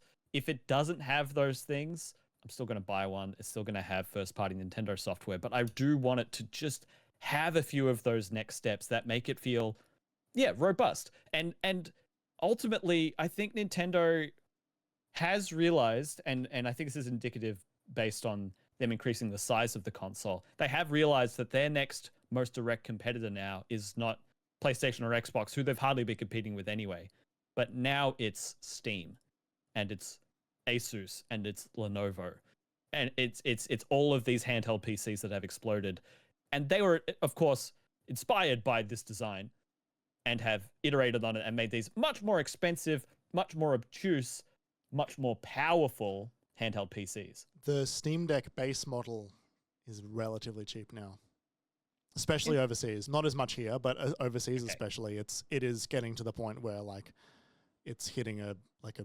299, I think, pounds, or maybe 350 pounds. Like it's getting to it's coming down in price. Yeah, it's getting into impulse purchase range for the everyman. So, yeah, it's hard to feel much more about it than that. Like we could talk about the hardware, but I think before we do that, I want to hear what you think about this little thing.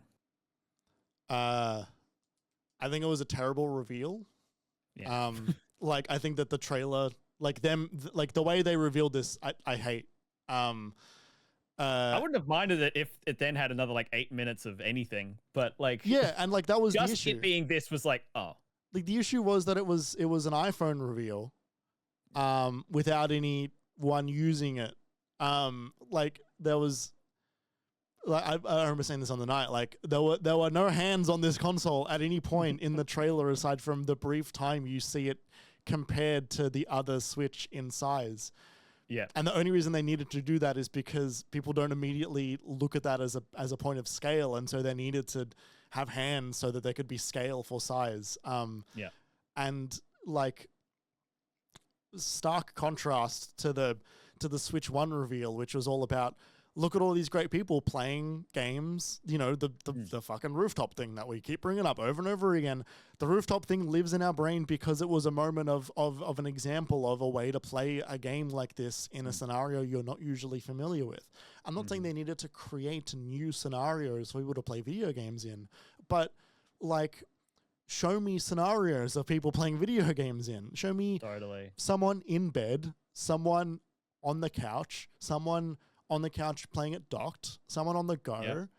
Someone at school with their friends and a couple of other Joy-Cons, tabletop mode. The fucking... Don't show me a Splatoon tournament. That's a joke. The commercial of the guy who was crying in that Nintendo one like a little while ago, like it was a person.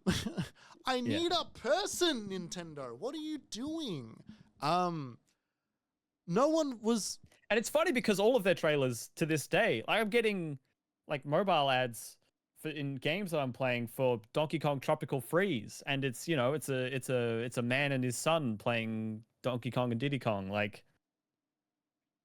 And that's the thing. It's like every one of their games are about people playing the games. It's what made the Wii. It was anyone can play it. Like there was no feeling that this is a tangible console. I can't almost really picture it. Like I know what it looks like, but I know what it looks like in only abstract.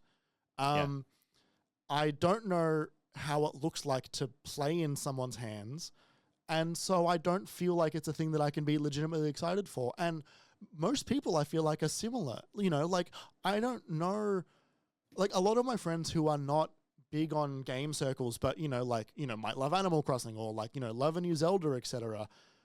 They also look at this console being like I don't really like what they didn't give us much to be excited about. No, they give you like nearly nothing to be excited about aside from them making another one, which like we knew as much. Even the new features that they had, teased, I think is a way to say in that trailer. The mouse compatibility or, different types of sensors and just the different shape of the machine. And the magnetic. Yeah, the magnetic thing. Like, I don't know the use case for it. Like, I don't know how it works yet. Yeah, like why would I want Joy-Cons that could be used as a mouse while I'm sitting on the couch? What's better about magnetic Joy-Cons that attach to the console? Like, why? Like, you haven't told me why you're making a new one yet. Yeah. They're like, you haven't sold me on anything yet. And I know that they're not doing that yet, but like, they sold the Switch so quickly to an extent. They didn't confirm Hall effect sensors in the sticks, did they? No, but they were never going to do that in a just a sizzle reel. Well, no, but we didn't know it was only going to be a sizzle reel. Is the thing like?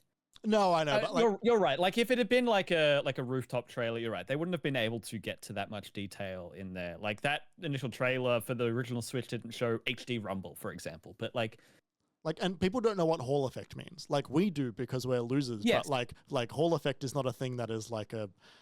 It's not a thing that grandma got me a Switch too, and she goes, this one has Hall effect. It's like no.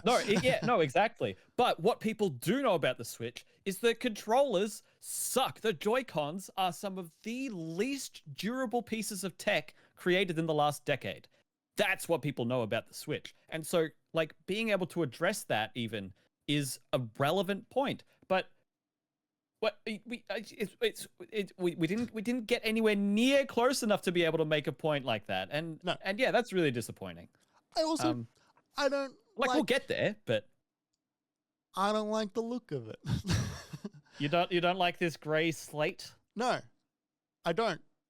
I don't think that's fun, and I don't like that I can't slide the Joy-Cons. I am glad of that because my Switch's Joy-Con rails have become faulty.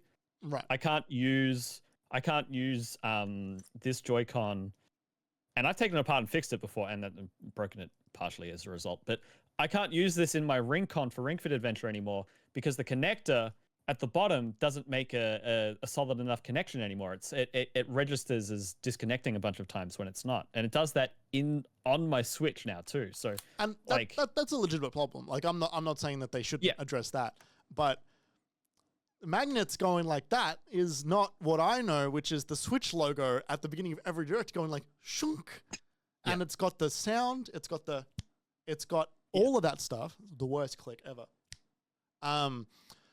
It's got all that stuff that it's got like a vibe to it. It's got it's set the tone for the entire console generation. I'm not saying they need to keep that tone, but it's less fun.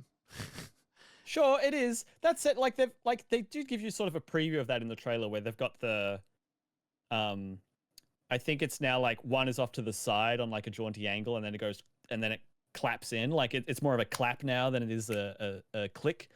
They're trying to iterate and evolve that and make it distinct but similar, but and the thing is, Jeremy, I'm pretty sure the way these magnets attach to the console is going to feel real good. Like it's going to feel like the Leviathan axe, you know what I mean? But like in like more tactile, because it's not just your controller going like it's a fucking thing magnetically going like bam. Like I think that's going to feel good, and I think that will help. Hopefully. I don't know if that's fun. I think that's utilitarian. And there might be some I oomph think to it'll it, feel but I don't know if it's like the thing is like if it's not a. See, Jeremy, when was the last time you played with magnets? Because magnets are pretty fun. Magnets are very cool. That being said, a slide is the way they've done it, and we're getting really in the weeds. The way they've done it had fun attached to it. It was the Joy-Con. It was the fun controller. It's just like when you've got a whistle and you add a slide to it. All of a sudden, you've got a slide whistle. Infinitely more fun. It's no truer words have ever been said. Look, I think that I think that they are shifting ever so slightly their target demographic. I think that they are slightly, not going to and with speculation, I think they might not. Because of the changes we've seen so far, they might not aim as much for the 5 to 9 bracket. Yeah.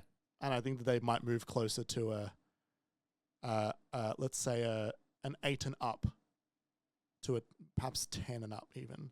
I think that is fair, especially because the demographic who got the first Switch are now older. They want to keep the people they want to keep this generation engaged instead of losing them to Fortnite on PS5 and Roblox on PC. Like they want to be able to keep them around a bit more. If they can offer a few more mature experiences, like launching or coming out in within the launch window, or whatever the fuck that means, with Metroid Prime 4 around the horizon, that'll help any tweens and teens want to get involved with this thing in a way that I don't really think we had Breath of the Wild, I guess, kind of filled that gap when it came out because it has such a broad appeal and a bit more of a serious tone. So I can see that. Look, I think that Nintendo have always their whole goal is to make you a Nintendo kid. Like they have been on that for a long time. I think that... And they'll happily take more. They will happily take more. I think that they are hoping that their film projects might do that for them. Right. I mean... And then they can just get the Switch because that's what they want. Look at the Sonic movies, right? Like, kids fucking love the Sonic movies. And... It's honestly like, Sonic has maybe never been more popular than he is right now. And that's like no accident. Like those movies are great for kids. And you remember working at EB Games when the first movie came out and we didn't have Sonic merch? And everyone was like, do you have Sonic? And we're like, no. Except for this gigantic plush head. The funniest thing about Sonic head. The funniest thing about all of that is the fact that there are not really that many good Sonic games for kids to play nowadays. Like they're not capitalizing on it far enough, and Sonic is now just becoming a film and television property more than video games. Which is like hopefully the kart racer helps that, but it's taken a while. Yeah, but like they had like the Sonic Boom TV show and other stuff. Like it's like kids are watching Sonic now more than they are playing Sonic. But like Nintendo never was that, right? Like I don't know if they're going to be able to keep a hold of the kids if they don't make the console a thing that kids will want to play with. And like they'll need the software to back it up no matter what. But like I think it is interesting that the console is looking perhaps a touch more mature than the previous one, and launching with Metroid Prime, not that was part of the grand plan. That game has been, restarted development like 800 times. But and it could well just be a Switch 1 game on Switch 2. Yeah, maybe. Like I feel like we can assume that it's probably not going to, but potentially. I hope it isn't, but it could be. The other thing is like, kids don't care about Metroid.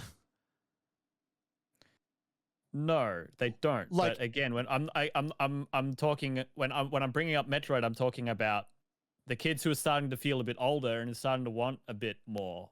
Yeah, but and I know that because I was the kid who had a Wii and not a 360 or a PS3 when I was going through the end of primary school into early high school, and it was like I can't play Call of Duty. I can watch Machinima, and I can like watch like C-nanners play Call of Duty, but I can't play it unless I want to play with pointer controls, and I don't. Sure, but I don't think you care about Metroid unless you're like 18 years and older, just because the franchise hasn't been around for you. Like, it was barely around for me. Like, I didn't have a You're game. right. Like, I didn't have a GameCube, but like the only Metroid Prime game I've played is Metroid Prime Remastered. I didn't play 3 on the Wii because it was the third entry into a franchise that I'd never played. I didn't like. Why would I play Metroid Prime 4, which is a weird successor to 3 and also one of the other video games in the Metroid series? Well, I think you did just sort of say it is why, because the remaster came out a couple of years ago and a bunch of kids' parents would have been playing that. And a few kids would have been asking for it too. Not many, but a few. But before that, Dread came out and was actually really good. Sure. Again, not for anyone that's maybe really like 17 and up. Like, I don't know who's like, that game's hard, and it is hard. And it's not I'd say 14 and up, but not every 14-year-old. Yeah, like a heavy gamer as a 14-year-old, sure, like you'll love it in the same way that, like, you know, playing like whoever your friend who introduced you to Dark Souls for the first time is going to be in that same demographic, but it's like that's not a general audience, you know. It's not reached the point where it's like Elden Ring where like everyone picks it up no matter what, even if you don't play those games. I don't think Metroid has. I do really think there is no way that Metroid Prime 4 can be the Breath of the Wild for the Metroid series. Not at all. It's far too niche. Yeah. Which is a shame. Like, it would be cool to see it explode like that. And like if they surprise us, then great. But that little bit we've seen so far is like not disappointing in any way, I don't think. But no, it looks awesome. It is clear that it is more Metroid Prime. Yes, 100%. We did see a new Mario Kart. Yes. That will, you know, become the highest selling game of all time. In a money printing machine. Yeah, in a matter of a decade. I believe it is. I think you drive with the mouse. Yeah, you get to print out the. I think the running theory is that it's a new one. There's enough there that was not Mario Kart 8 Deluxe. Mario Kart. Like 18 seconds of zoomed out footage we saw. Yeah, like we saw a different look in Donkey Kong. We saw one or two different things and a different map, and also the starting line had, I think, 20. I think it's 24. I think it's a doubling. Yeah, it had twice as many potential players in it, which makes sense. Chaos. It sounds fucked up. Yeah. I hope that if the races are going to be fuller, I hope they are longer.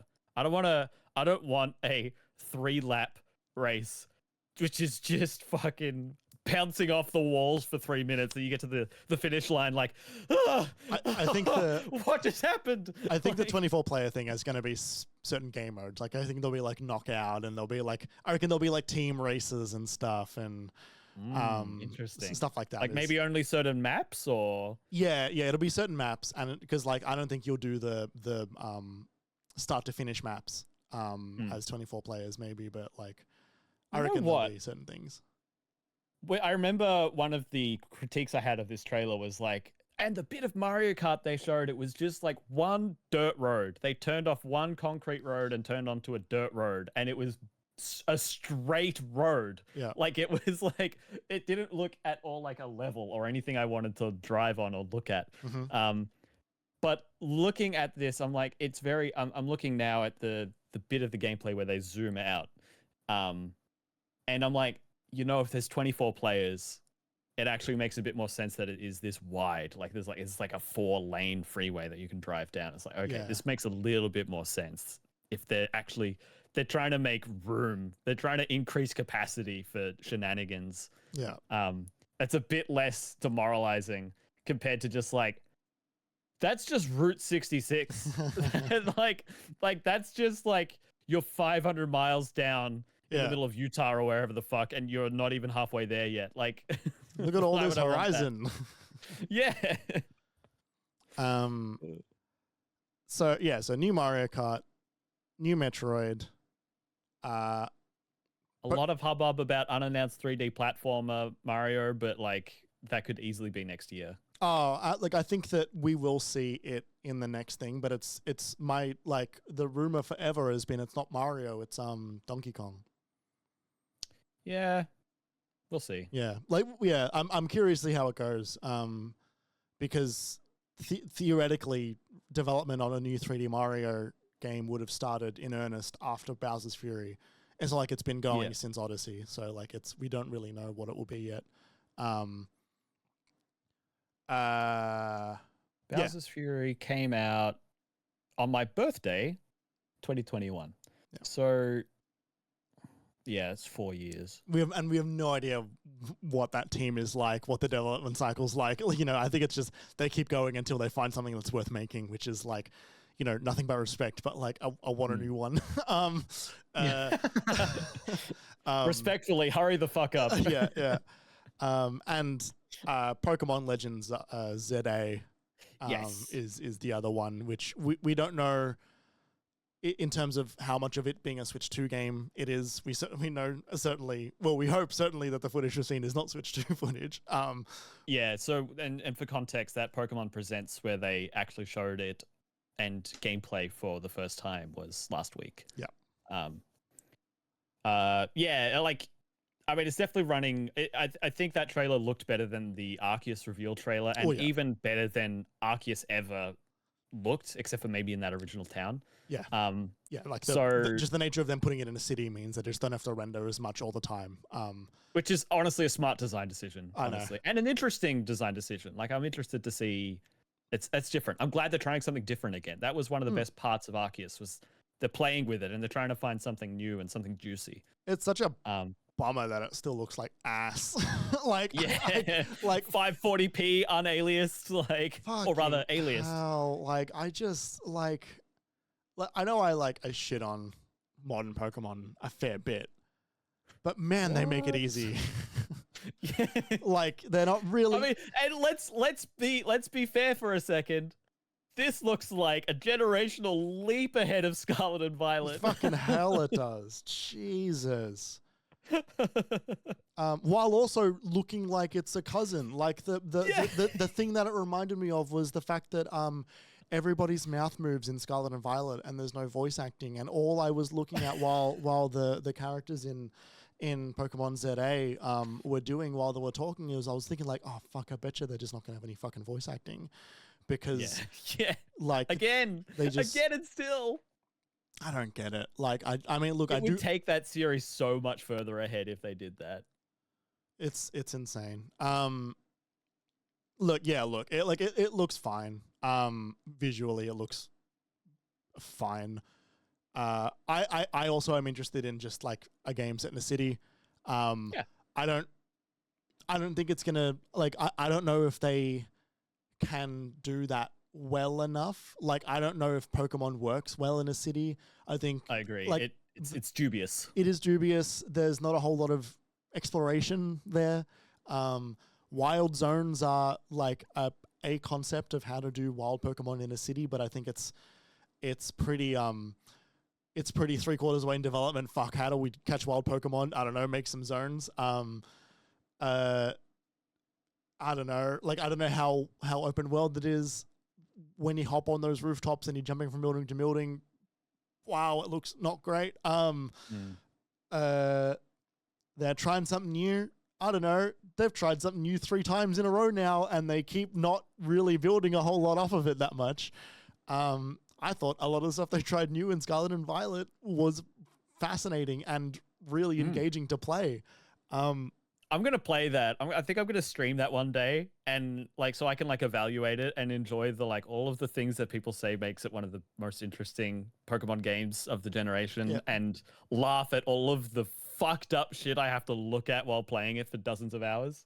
One of the most interesting looking, awful, like ugliest sins that you've ever seen. I don't know. They're in a weird spot. I'm not expecting Pokemon ZA to launch with a Switch 2 version around the corner. I'm expecting them to not do that. Maybe ever. Like I don't know if they can do that.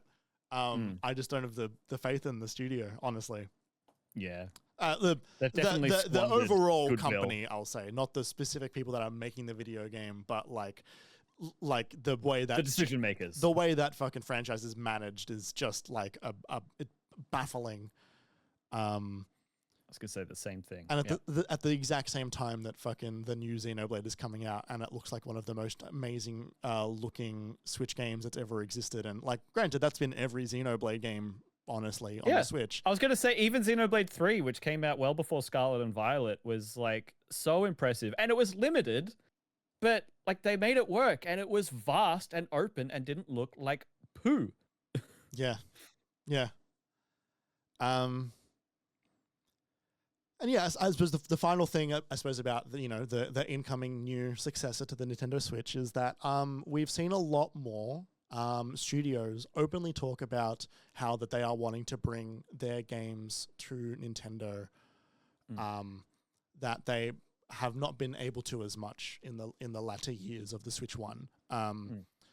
We often get a version of the game a year later, perhaps a little bit more, that is quite muddy, it's quite low res, or it's a game that's being streamed. But there is desire there, I think, for third-party studios. I think that Ubisoft is probably low-key disappointed that all the Assassin's Creed games that have come out in the past, few years have not been able to come to the Switch, which is why, hell of a reason to do all their remakes of the Assassin's Creed games they've been doing is to bring them to the Switch, and then also PS4 onwards through, forward compatibility. I'm sure that, Far Cry, the new ones would have liked to be on there as well. And, Call of Duty, I'm sure, I'm thrilled at some point to launch onto the Nintendo Switch too. Well, more than thrilled to look into it or anything, we know they made that commitment as part of the FTC sort of as part of that whole legal battle. They were like, "Oh no, we're not being monopolistic. Look, we've just made this deal with Nintendo. We're gonna be on Nintendo's platform for 10 years or 10 titles or whatever it was." And we always saw that and was like, "Okay, believe it when I see it." But also, you've said you would. But what does that look like? Is it just like whatever the versions of FIFA and NBA have looked like on Switch for the last 15 years, 5 years, completely stripped down, barely recognizable, actually sometimes not even updated since the last year versions of themselves, And the answer is of course they would want to bring them to console, to Switch specifically. It's got a huge user base that is not one-to-one with their current one, like the PlayStation is. It's a different group of people in different markets, especially, Xbox, famously does not have penetration at all in Asia. They never have, despite their best efforts. Yeah, and realistically, they've given it a fucking swing, and it's just so many swings. It just doesn't happen there.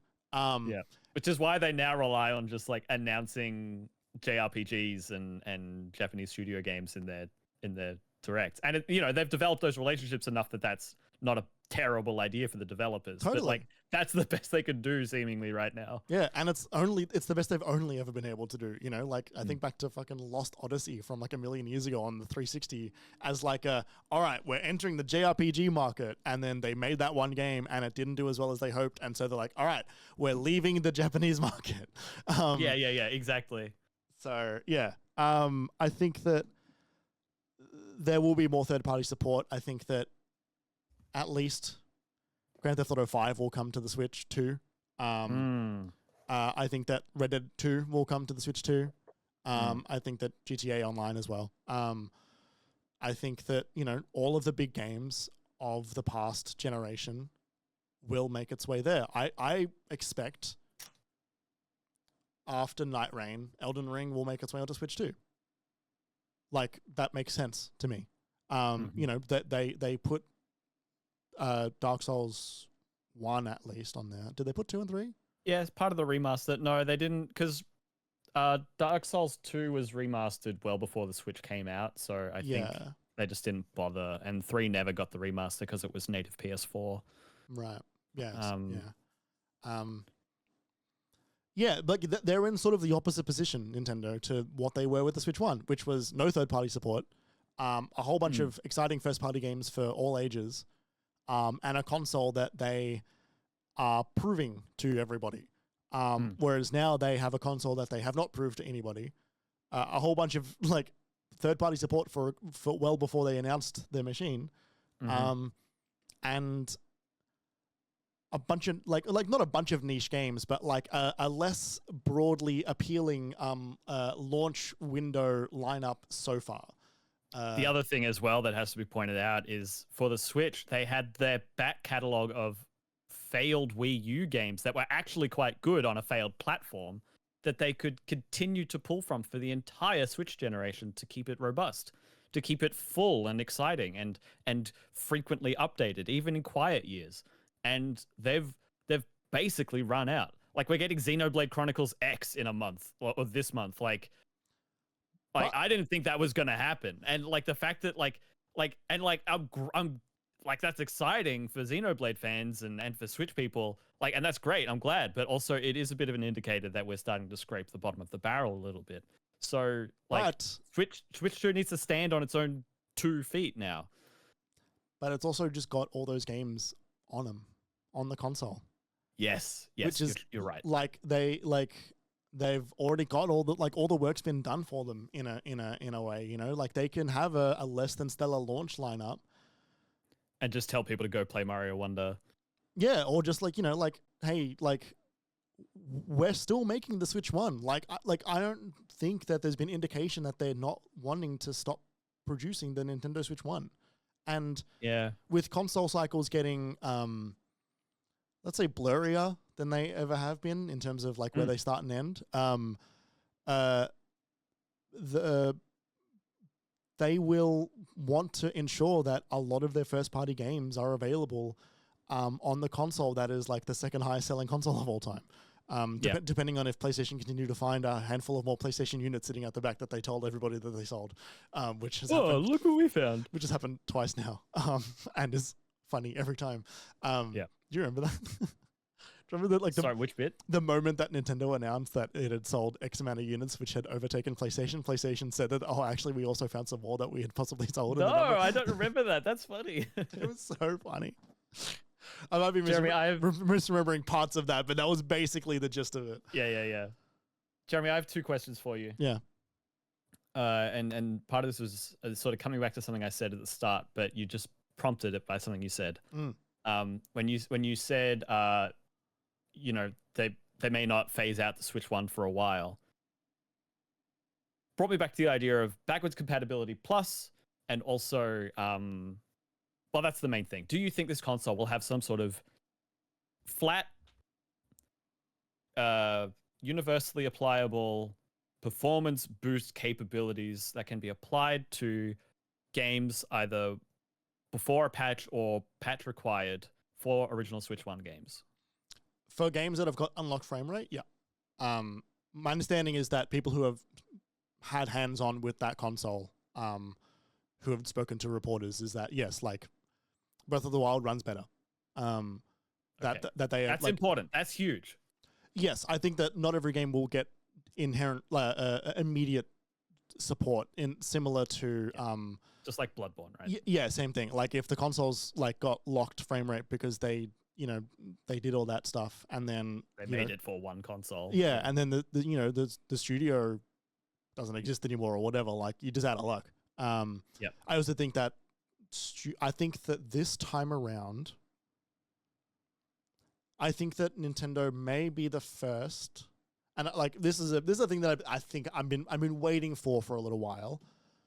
I'm waiting for the time where the console says to all the people, like to all the publishers, developers, that they say, our new one will support your games, but you got to say yes first, as opposed to inherently backwards compatible. Mm-hmm. I don't know if the Switch 2 will be the first one to do that. It might be just a little bit too hot for that to come through, but we know that studios don't like to give their current game support studios, more publishers than anyone else. But like we know that publishers especially don't like it when their games can run better when they can sell you an updated version, either for a small price or for a new price. That's a point of monetization that could be utilized for the business. And we know that Nintendo are the reigning champs of selling you something that they have already sold you. Yeah. That if Nintendo said that most of our games will be available via backwards compatible, but Breath of the Wild is not, Tears of the Kingdom is not, and then they're going to sell you a $15 upgrade or a $80 remaster. I don't think they can do that yet. I don't think they could either, but someone would. Someone will. The Last of Us Part 2. Although you could upgrade that, I think. Part 1. Can't upgrade Part 2? You can upgrade Part 2, you can't upgrade Part 1. Right, gotcha. Yeah, look, I think that they are in a position where they will start to do that. And we, for the exact same way that we don't have a full catalog of backwards compatible games on the Nintendo Switch Online, for the exact same reason we don't have a single mainline Pokemon game on that service. We never will, and that's because they're going to be too happy to sell you a remake. So I think that there is a chance that happens this time, but it might be too hot. But I think that if not this time, then next time, and maybe they will consider it for certain games this time. It's hard. So yes, if that answers your question. Yeah, I'm pleased to hear that you've heard those rumors, because that's a big difference for me for how positively I think about the future of this console. Is how well it plays, and if it plays Switch One games better.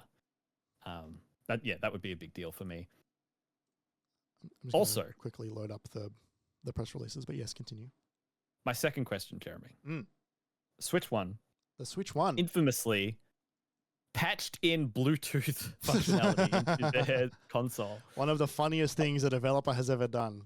It's just so funny. And listeners and viewers, you can go back to I would probably go back to whenever the news articles were that you heard that so you can find the time when they did that, and then go listen to the MiniMapCast around that time where we get to explain to June live on air that Nintendo had done that and how batshit crazy that was, because that's a highlight of mine of this entire show, is getting to do that. Yeah. What possible technology do you think Nintendo could put in their sleeper style and then enable years after the fact? Blu-ray drive. HDMI in and out. like PVR. Maybe like reverse charging, like using it as a battery bank. I still am holding out for a second screen. A second screen attachment for the upper USB port? Is that what you're thinking? Yeah. That would be so funny. I think it would be so funny. I think it would make also just you can play your DS games. Honestly, I think it's a weird we can start to sell you DS and 3DS catalog of games. Yeah. They would look so bad on screens that big in your hands. They would look so blown up and overly large and pixelated. Okay, so I am reading the press release here. Did this come out at the time of the Switch 2 reveal trailer? Yeah, this is from January 17th. Certain Nintendo Switch games may not be supported on or fully compatible with the Nintendo Switch 2. Yes, that is in the trailer as well. Certain Nintendo Switch games, it's exactly the same line.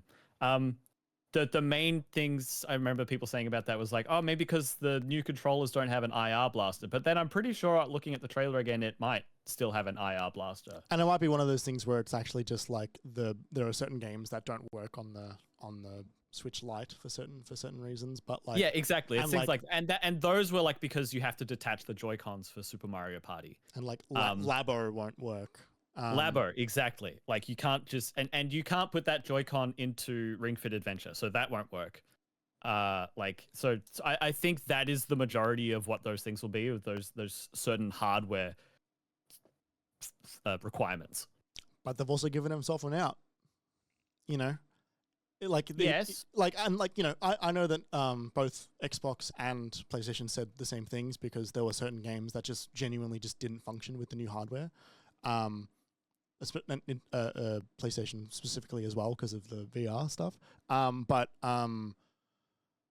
There is a chance that that they can just say, actually, I'm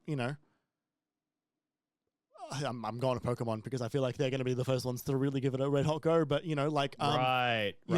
them saying, Sword and Shield. Actually, we're gonna or Let's Go. Yeah, well, I feel like Let's Go. I think they might just go like whatever. But like Sword and Shield, they might say like, oh, we're actually gonna sell Sword and Shield like DX or whatever.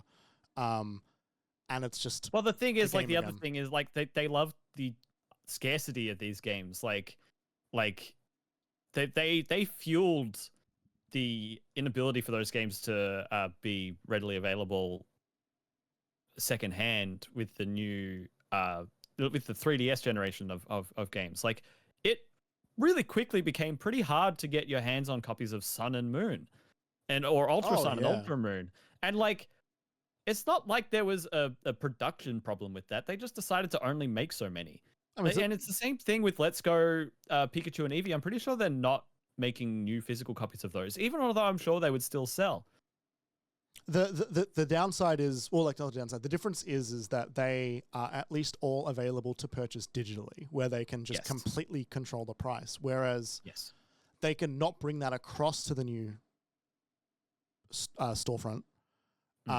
In the same way that all Pokemon Mario All-Star Collection, whatever the hell, was available for 9 months on just days that had 3 vowels in them. Then they unreleased it afterwards. Yeah.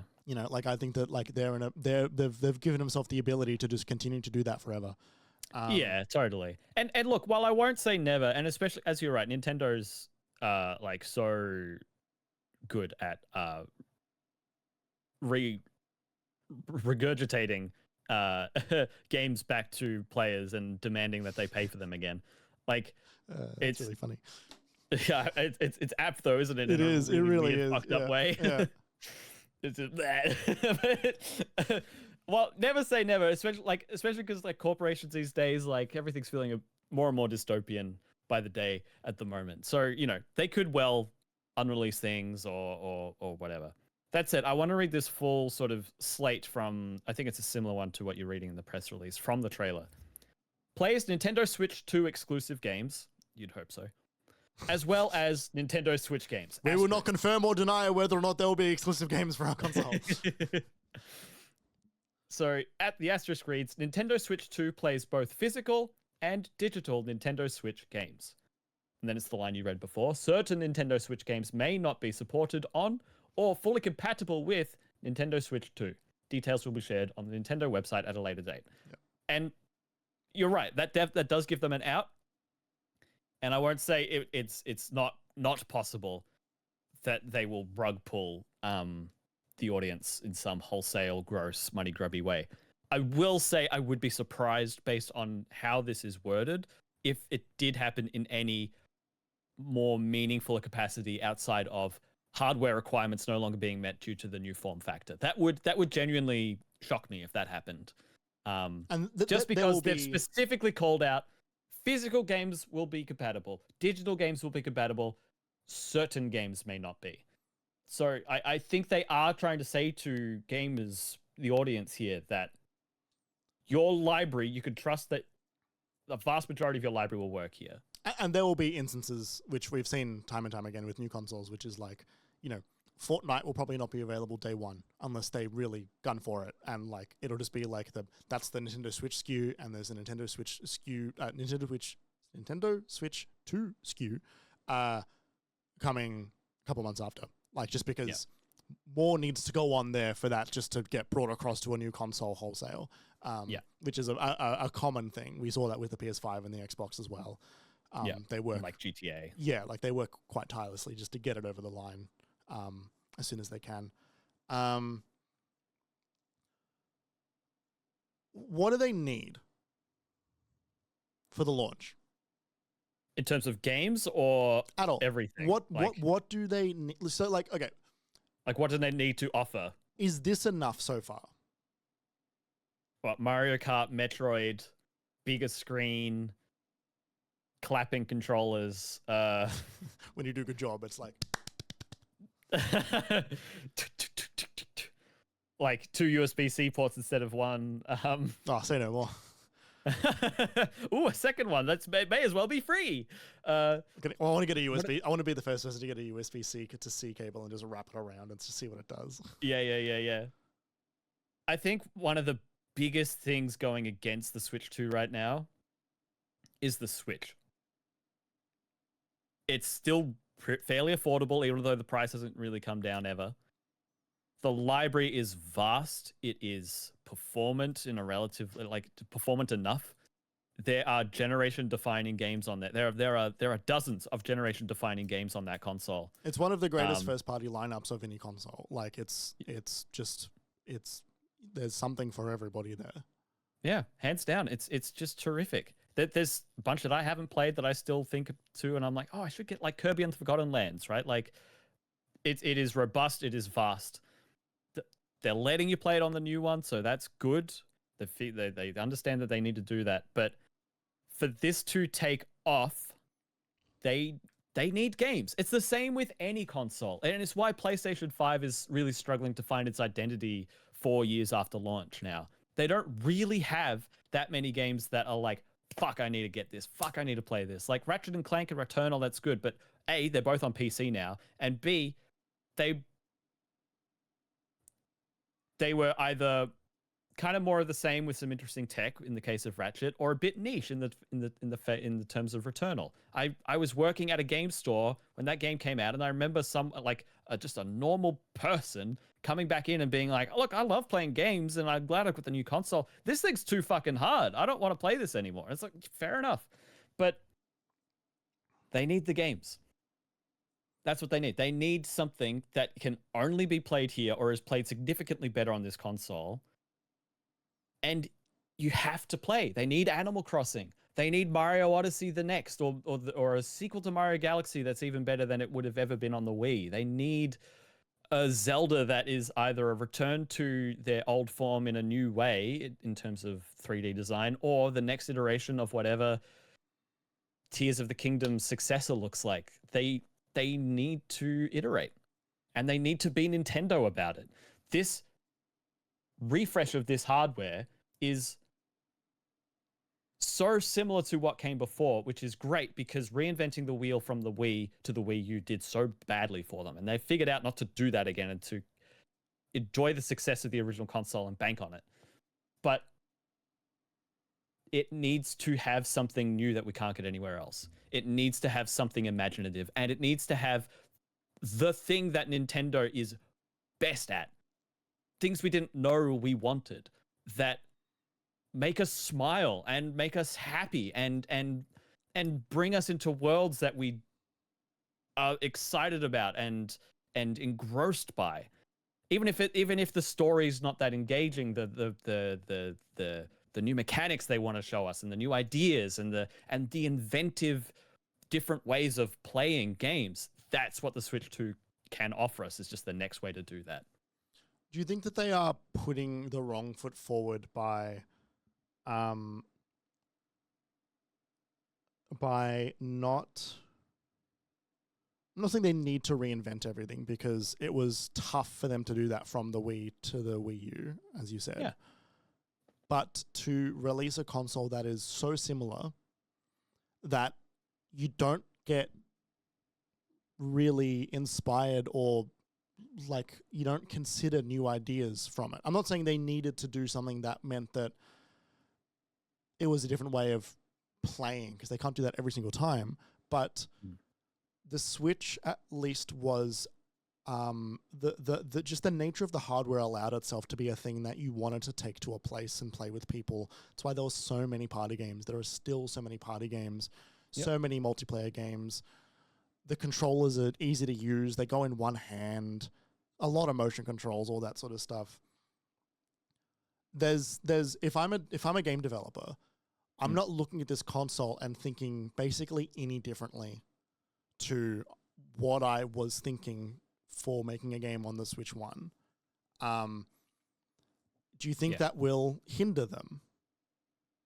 Do they need one more thing? Like not necessarily hinder, but like is there a massive missed opportunity here to do something that is like, that Nintendo Disney-esque little bit of magic on the top that makes it go like, oh, like this thing has got an identity to it. It's got a purpose built for it.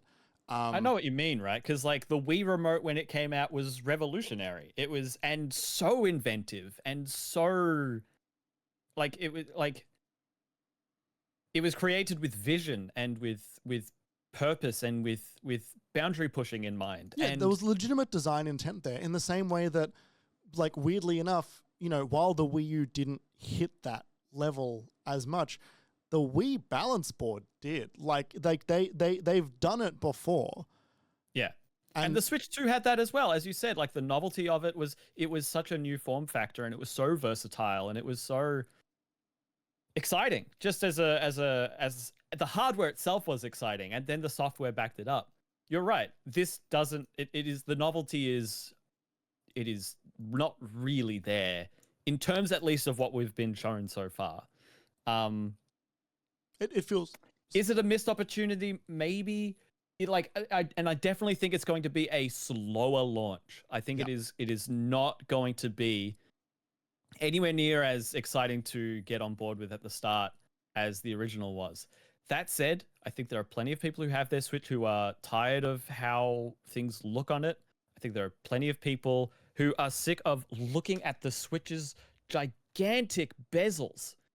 Look at the bezels on this thing. Is centimeters around this screen before the controllers. So the OLED has some bezel reduction. A massive amount of bezel reduction. You're right, but I don't think there are that many OLED enjoyers, and if they are, they're the type of people who are just going to get this next one anyway. The OLED enjoyers have logged on. I also think that the bezel on the new Switch isn't tiny.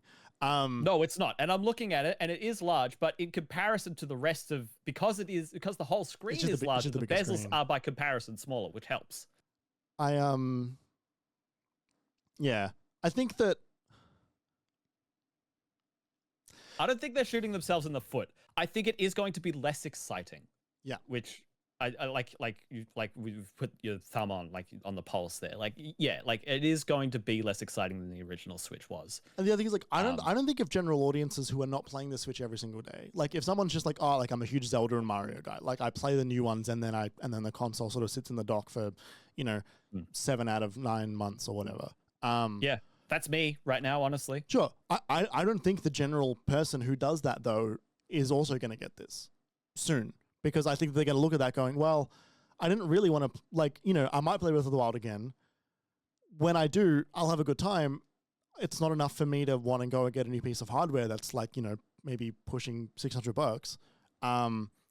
There's something we're forgetting here. Mm-hmm. You know how when the original Switch came out, it came out like just at the start of March. It was this time of the year. Yeah. In 2017. And it came out with 3 games. It came out Snipper Clips, 1-2 Switch, and Breath of the Wild. And Snake Pass. Everyone, Snake Pass, and then the indies flocked to it, right? And that was the whole thing. But there were more copies of Breath of the Wild sold than there were Switches for a moment. It had an inverse attach rate. It was fucked up. It didn't make any sense. But that was the game to get. It was not only was it the first Zelda in years, not only was it incredibly anticipated. Not only did it run better on Switch than it did on Wii U, but it was also a generation-defining game that would have been incredible to play on any console, but this was where it was. And it's still sold well. It was millions, but it was the start of a console. It wasn't 20 million all at once. What did then everyone else buy a couple of months later for the console? So I don't know if it did play better on Switch than it did on Wii U. I did say that. I'm like, I think it played worse for 2 or 3 weeks, and it was patched, and it did get better over time. Right. When it was patched, it started performing better, and the Wii U didn't increase in performance. You're right. I think it was a little less refined. All 13 people were very upset that they didn't get the patch on the Wii U as well. Exactly. Yeah. Sorry, keep going. So 2 months later, what was everyone buying then? Mario Kart 8 Deluxe. Oh, was it that soon? It was real soon. Right. I think it was April. Yeah, right. Okay. So, and then, I remember I bought mine in August that year, already bundled with Mario Kart. And that game still gets sold bundled in with Mario Kart. We know Mario Kart 9 is coming. Not only is it a brand new Mario Kart for the first time in like 12 years, but it's also going to, I think, really only be on Switch 2. I think that is going to be an exclusive. And for the 70, 80 million Mario Kart sickos, maybe not all of them are going to feel like this, but there are going to be some people out there that are like, fuck yes, new Mario Kart. All I've wanted for years is new Mario Kart. Let's do it. I want this. That is actually going to move units. Not many, because Mario Kart 8 Deluxe is so comprehensive and so good and still excellent to play to this day. That it's the same thing with the console, right? Switch 1 is still comprehensive. It's still good. It still offers plenty, as does Mario Kart 8 Deluxe. So a new Mario Kart 9 isn't, or 10 if they're going to use Tour as 9, isn't going to sold bajillions. I've heard a few people say that they might call it 10. Losers. But we know that that's coming this year. We know it's coming soon. It might even be at launch, and that will help it. That will help it in a way that I won't understand how much it will help it. You know what I mean? Like, it's like, fuck, this really sells that much? It's like, yeah, it does. It's Mario Kart. And, just as a brief aside, I took us down a very long tangent there. I think it's an important one because Mario Kart 7 on the 3DS. I don't think it was a console seller, but yeah, I wouldn't have said it was. No, but everyone owned it. Yeah, and you know what everyone had on on DS? It's Mario Kart DS.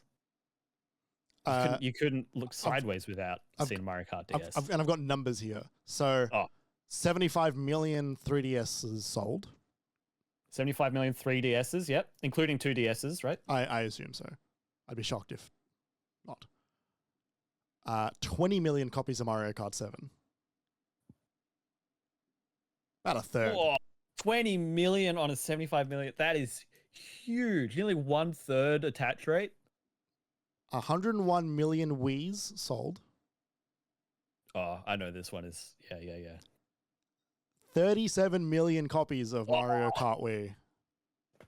Man, that's so cool. I love that because Mario Kart Wii is that's like my Mario Kart. You know what I mean? Like that's that's the one I love with all of my heart. I have so many fond memories of that game, and that tracks. Again, that's another one of same thing with New Super Mario Brothers for Wii. Sorry, 150 million Nintendo Switches sold. Switch, yeah. If we're following the math, it's roughly been a 1/3 adoption rate so far. Yeah, bit over, bit under, yeah. 67 million copies of Mario Kart 8 Deluxe sold, which is over a third. That's like at least 40%. Maybe not quite, but it's close. I think it's because 1/3 is 50%, is 50 million rather than 67. Like it's a little bit. It's a bit. It's up there. It's close.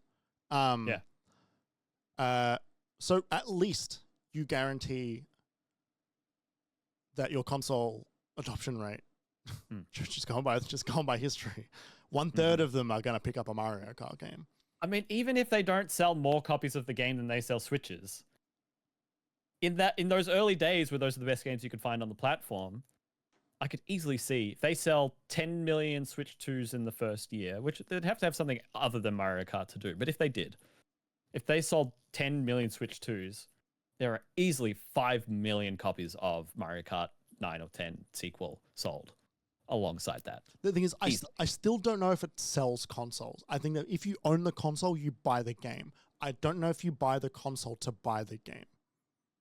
Interesting. That's the only thing that I don't believe that people go and buy the console to play Mario Kart. I think that I'm sure there are plenty who do, but I don't think it's a console seller. I think it's the best game that you can put on your console after someone has bought it. Right, after they've already got it for something like Breath of the Wild. Yeah. And I don't think Czar's going to do that. I don't think Legend Czar is going to do that. And granted as well, again, it was a pack-in title for each of these consoles, which is one reason why it's so high. And, that might have... It does always release early too, by my recollection. Usually, like all the ones we mentioned. It usually does. And it's also it's a really great reason to buy the console. It's a great incentive game. But it's not perhaps a game it's a sweetener. Yes. It's the cherry on top. Yeah. It's a good point. It's a good point. What else do we see from Nintendo in the year? Switch to aside. I know that's going to be their big thing, but do we see anything else? We're not seeing Zelda. We're not seeing Zelda. Unless the only time we see Zelda is for a remaster announcement for the original Switch. Yeah. We're not seeing Zelda for Switch 2.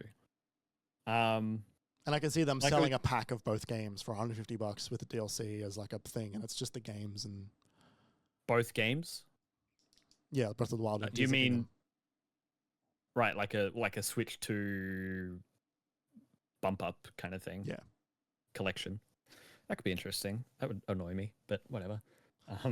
Why? It's the same game. You own those games. Yeah, but I've already bought them already. Yeah, you don't need them. Oh, right. You're just saying like a re-release. Yeah. Okay. If they do, I think Mario would love to release Mario. I think Nintendo would love to release a new Mario alongside the Switch 2 within the first 6 to 9 months. That worked really well for them with Odyssey, but I don't know if they've got it yet. I also don't know if it's ready. I think it'll be with the new movie. Yeah. I think that the timing might have aligned in that regard.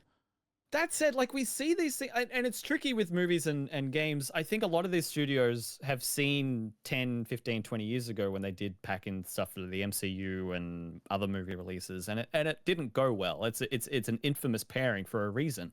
And in recent modern times, we've seen better pairings with systems that have decoupled those things more loosely. And if it happens soon after one than the other, then great. Or if we can get a remaster of this out then great. And they could do that with Mario. They could be like, hey, here's Mario Galaxy 2 on Switch 2 because it's nowhere else. They can whip something out from the back catalog if they need to hit that date and the new one isn't going to be there. The other thing is though, when they are actively working on that, a la Last of Us with the TV show, remasters, remakes, kind of trying to capitalize on that momentum, they come out close but not together. Like it's usually rarely in the same quarter. They want one to come in, establish itself, be there when the next thing comes out, so they can go, oh, I love that. I want to experience more of that. Oh, this new thing came out recently. I'll try that. But they very rarely have them right on top of each other. So I don't think it needs to be too time specific one way or the other. No, but I mean in terms of like it'll be a July Mario movie, November Mario game. Sure. Same, like momentum from one to the other. Like half a year. Yeah. Yeah. The problem is, I think we would have seen something by now if we were getting something in the next 6 months. Oh yeah, no, I'm talking next year. I'm talking next year. Yeah. Because we're not getting the movie this year. No. Oh, I see. So right, okay, that makes more sense. So then, honestly, they need a Mario. Sincerely, I think that's what they need. I think it's the only thing that is safe enough to guarantee to sell those units. If it's Switch 2 exclusive, that will really help them. If it's inventive and exciting and all those things I said before, as Mario is known to be, then that is what they need. I can't think of anything else that they would want to release this early to spearhead the launch of a console. They don't want an Animal Crossing out this early because I think it is fantastic, but it's a little bit of. You think they would? I no, see you. No, I've got another one. Don't? I've got another one. Okay. Yeah, I don't think Animal Crossing, they want for a strong install base before it comes out, because like if it's just another Animal Crossing, people won't buy another console for it, I don't think. Well, no, people will, but not in the same way that like it did so well and we were all stuck at home in COVID and everyone was playing it. They're not going to get everyone playing it and coming over to buy a console for it for Switch 2 as well. What property are you thinking of? Super Smash Brothers. Oh. Oh. Oh. That's in a weird spot too, you know? Speaking of reinventing the wheel or doing the same thing, I don't know what we're going to get from Smash next time we see it. 2018 is when Ultimate released. December. That's right. So, yeah, about 14 months after Mario Odyssey, we got the best Smash game ever. And it's been a long time.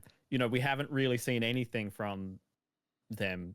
That said, I was listening to someone talk about Ultimate the other day, and that was produced by Bandai. Like the team itself. Like Sakurai worked on it, but it wasn't like it wasn't HAL Labs that worked on it. It wasn't the studio that used to work on that game working on Ultimate. It was a different one. And that team, if they belonged to a different publisher, I could see working on something else entirely for that long. So it's not like I doubt this is a game that they've been working on for 7 years because it's a Nintendo internal studio and this is the thing they do. So I don't know how ready it really is necessarily. That said, Sakurai finished his whole YouTube thing, his whole production YouTube series that he did. And when he finished it, he said, "This has been done for months and I'm just releasing these now. I'm working on something." It wasn't HAL Labs, but HAL Labs, the moment HAL stopped is when Sakurai's Sora studio started. So I reckon it's the same team. Okay. They're not Nintendo owned though, right? Sora or HAL? So Sora. It gets so confusing with Nintendo Studios. Look, no, and especially this because like Sora Studio fucking it is owned primarily by Nintendo. But okay, pardon me. But it's like Sora Studios Wikipedia page just directs to the fucking Wikipedia page for Masahiro Sakurai. Like it's him. This is from Wikipedia. Sora Limited, alongside Nintendo, started a first-party studio, Project Sora, which was 72% owned by Nintendo and 28% owned by Sora Limited. Like it's that's not the studio, that's that project. Look, I think if there was any concern, it would have been fixed by now. They are going to make another Super Smash Brothers game. Sora is. If something had happened that allowed that to slip through the cracks, then they would not let that happen. The teams at Bandai Namco that are making these games, because they made Smash 4 as well on 3DS and Wii U. Yeah, same with. I wonder if there's crossover with the Tekken teams or something like that. Like I think it's probably stuff around like some of the networking code. It's probably a lot around like fighters and stages and just the actual structure of the game is what I reckon that is, because I don't think of that game as a Bandai Namco game. I don't think Bandai Namco doesn't present that game as a joint collaboration between them and Nintendo. It's definitely a Nintendo game that has just got in the same way that like I don't think Monolith was always owned by Nintendo, but like it's a Nintendo studio. So the thing is, what I'm seeing here is that apparently Sora Limited is like a container company, but it's just meant to represent Masahiro Sakurai and Michiko Sakurai. I don't know who that is. Michiko Sakurai? Yeah, but I don't think that's uncommon in wife of Masahiro Sakurai. I don't think it's uncommon in Japanese studios to do that. It reminds me of Gen Design and Fumito Ueda. Fumito Ueda, yeah. Yeah, where Team Ico now doesn't have him, but it's Gen Design then contracted out his studio, which was him the moment he left because he wanted to be under his own thing. I think it's primarily actually just like a money thing where they have like exclusive license to make games under this publisher, but technically they're employed by their own company, so they can decide how much they get paid specifically. Because like the Sora employees are just 2 people. But that doesn't. Yeah. How confusing. Yeah. Okay. Smash. Smash in the first year. In the same year as Mario Kart, though, like back to back. I think that's kind of dipping into the same well too frequently. Like I think they would want to spread out that massive party game. Well, do they announce Smash with their console? Do we get a Smash announcement? I don't think so. Do we get a Smash announcement in a month? I don't think so, honestly. I think it's too early. Okay. Especially because, like, I think that game is actually going to be reinvented somewhat. Because they can't do Everyone Is Here again. No. It's just not going to happen. I think it is going. I think some the of us roster are is here. going to be. Yeah, exactly. And they can't do that unless it's more exciting in other ways. So I think the roster is going to be shrunk. I think the gameplay mechanics are going to be redefined, and it's a 3D fighter. There's forward and back buttons and the pivot and the yeah, or it's more of a like technical 2D fighter in a way, but like still accessible. I think it is going to be sincerely like quite different. But then it's a risk. Yeah. I think we get an announcement of it before the end of the year. And I think that maybe it's too early for them to announce it. But I think that they need a break in case of emergency. Hit that fucking symbol with the circle, like just like hit the button. Break the glass, yeah. Yeah. Finally, Kerry. The Zelda movie. Man, I don't know what to think about this. Yeah, no one knows what to think about it. Like it's early in development, but like I don't think it's coming before Mario 2. Yeah, I think the Mario 2 is too easy for them to make sooner. They've got all the cast already. They've got the studio. First one did well. There's plenty of source material. Yeah, but we know that they're making a Zelda movie. They've spoken about it. Do we get the cast this year? We got the cast for Mario movie quite early. I could see that. I could see the cast this year. I could see Eiji Aonuma coming out and announcing that.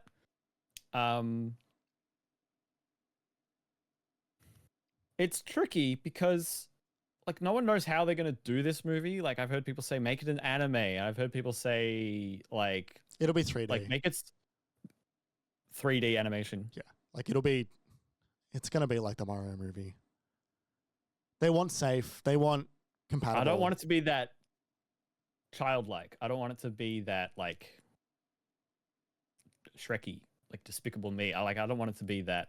I want it to be a little more mature. I want it to, and that's Breath of the Wild and Tears of the Kingdom excelled in that arena, and they know it, and they're going to be comfortable with it, evoking that.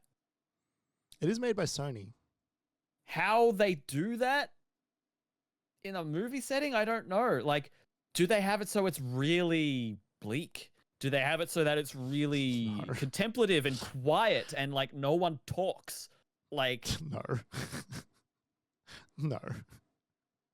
Does Link talk? Like, is he going to be a character? I don't think Link talks, but it will be jovial. It will be The Hobbit, is what it will be. It will be The Hobbit. It will not be Lord of the Rings. It will be The Hobbit. I still haven't seen those movies. They're not good. First one's fine. That's why I haven't seen them. I mean, if they make it like sort of the tone of like, you know, like walking through Hateno Village and like because those are like that's silly and fun and it'll be the tone of Harry Potter is what I mean. Like it'll be a very friendly, approachable tone. Whimsical, fantastical, serious at times. I don't know how you tell a Link, Zelda, Ganon story in 2 hours. Oh, I mean, just look at fucking the story for Breath of the Wild. The supercut. You get that one done in 90 minutes. Yeah. So it's worth mentioning that Wes Ball is the director of the film. Where's Ball? He directed the Maze Runner films, the most recent Planet of the Apes, which I heard pretty good things about, and one or two other smaller things along the way. And it is produced by Sony, and produced by Miyamoto and Avi Arad. Who of Sony Spider-Man movie fame. A man that when we eventually get to the thing that I'm writing, we're going to hear a whole lot about. Excellent. Right, and that's because this is being made through Sony. Yes. Right. Yeah. It's through Sony Pictures, and Arad Productions, but that's like kind of a Sony thing. Who's your cast? Give me a link. Do you remember when the Mario movie casting was announced and we were all like, what? Like they were like Chris Pratt, Anya Taylor-Joy, and Keegan-Michael Key and Seth Rogen and and Jack Black. Every time it was like, what? Seth Rogen, I still want to say, is I think an inspired choice for Donkey Kong. I agree. I still haven't seen that movie, but I still agree. It's fine. Shocking no one. Yeah. I was trying to think of like what's another batshit crazy casting decision, and like before we started the show, and my first thing that came to mind was Dane DeHaan for Link. Dane DeHaan, just because it's like it doesn't make any sense. It's fucking. It's 2013 again, and I know it's just an unhinged choice. Dane DeHaan. If this is 3D animation and it's just for his voice, honestly, I got no idea. They could put anyone in here, and they might actually just put maybe like the actual voice actor of the games in here, because he'll be in the booth for an hour and then he'll be done. The problem is I don't know how to cast this because I can't picture the movie. I can't see it. If it's a mix of live action and animation, if it's like a primarily animated film where there's like some realism around the faces and performance and stuff, a la Gollum, who's the face? And is it probably, unfortunately, it's not Chris Pratt. Tom Holland. Tom Holland as Link. The most boring, standard. Oh, that would suck. And it's being run by Sony. They love him. They love him. He loves games. He's liked. He does love games. He's a fan favorite. That's a bad move. Just because there's a lot of fatigue, and honestly, he's not enough of a twink. Oh, in the face and stuff. Like he can, he is. He's too ripped. Yeah, but he doesn't. Link is like, he's understated. Yeah, but he's in a tunic. No, like it'll be like he. That's a bad call. He can lose weight. Like it'll be easy for him. Yeah, but I don't think he would want to. Oh, the fucking $130 billion that they'll give him to do it. It'll be like, oh, okay. No, I think he'll be too close to whatever other Spider-Man 4 commitment, Avengers commitment, to be willing to fuck that up, because he's going to have to look huge for those. There's a lot of rumors going around that he's not going to be on set that much for those films. That it's going to be primarily because of Nolan's shooting schedule. That he's not around, and so look, I don't mind not seeing him for a while. I don't mind just having a Spider-Man, as long as but also like the MCU needs him at the moment too. Yeah, I know. Like, great, it's gonna be Anthony Mackie and Elizabeth Olsen's gonna come back, and she's not gonna be excited about it, yeah. And it's gonna be Doctor Strange with 3 eyes, and like Doctor Strangey, and Photon. Who do you cast for Zelda? And then who do you cast for Ganon? Anya Taylor didn't know. She's actually wouldn't be that bad, honestly. Like, except she's already Peach. Yeah, but like, who cares?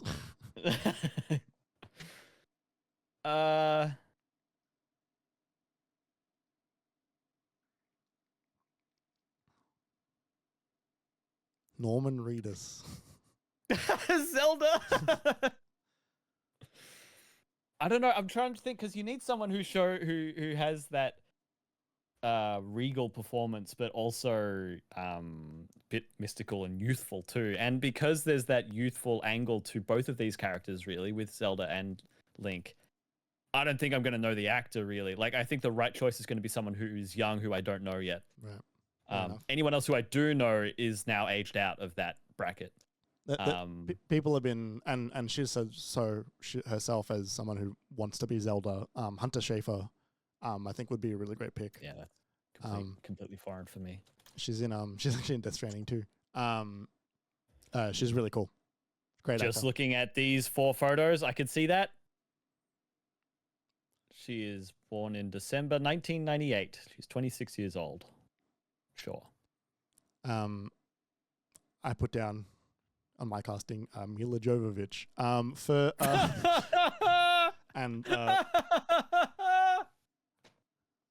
and finally, Kerry, who's Ganon? Matt Mercer. No. Who Twinkie? I don't know. It gets weird with Ganon because, like, specifically the part that gets weird with Ganon is like his race. Like, yeah, like they like I don't think he's. A lot of times they try to evoke a really big black man with Ganon, and like I don't. That's always seemed weird. Like it's like the desert people have come and this gigantic black man has come to pillage the forest. Like yeah. I don't love the optics of that, and I hope they don't play into that. At the same time, this series is codified. Like it has been done so many times. People know what to expect. I don't want it to be Chris Pratt or someone equivalent, but like at the same time, I don't know. Yeah. If they do go that way, Chris Judge. Oh yeah, maybe. I trust his performance ability. So do I. I think he's pushing a little bit in age, but I think that is fair. Yeah. I think that is very fair. I think I don't want Ganon's voice to be that low. I've discovered the worst casting. Is so low. Okay. The Tom Holland adjacent link to Ganondorf the Rock. Oh yeah, you found it. Because he's very muscular. That would and he's he fits the like type of the role. Yeah. Yep. That now that you've said that, I can't see Hollywood making any other choice. Actually, it's the most, especially if it's 3D animation. In a lot of ways. Yeah. Ah. It's the most Sony Pictures casting you could possibly imagine. You know how I said I trust Chris Judge's acting? Mm.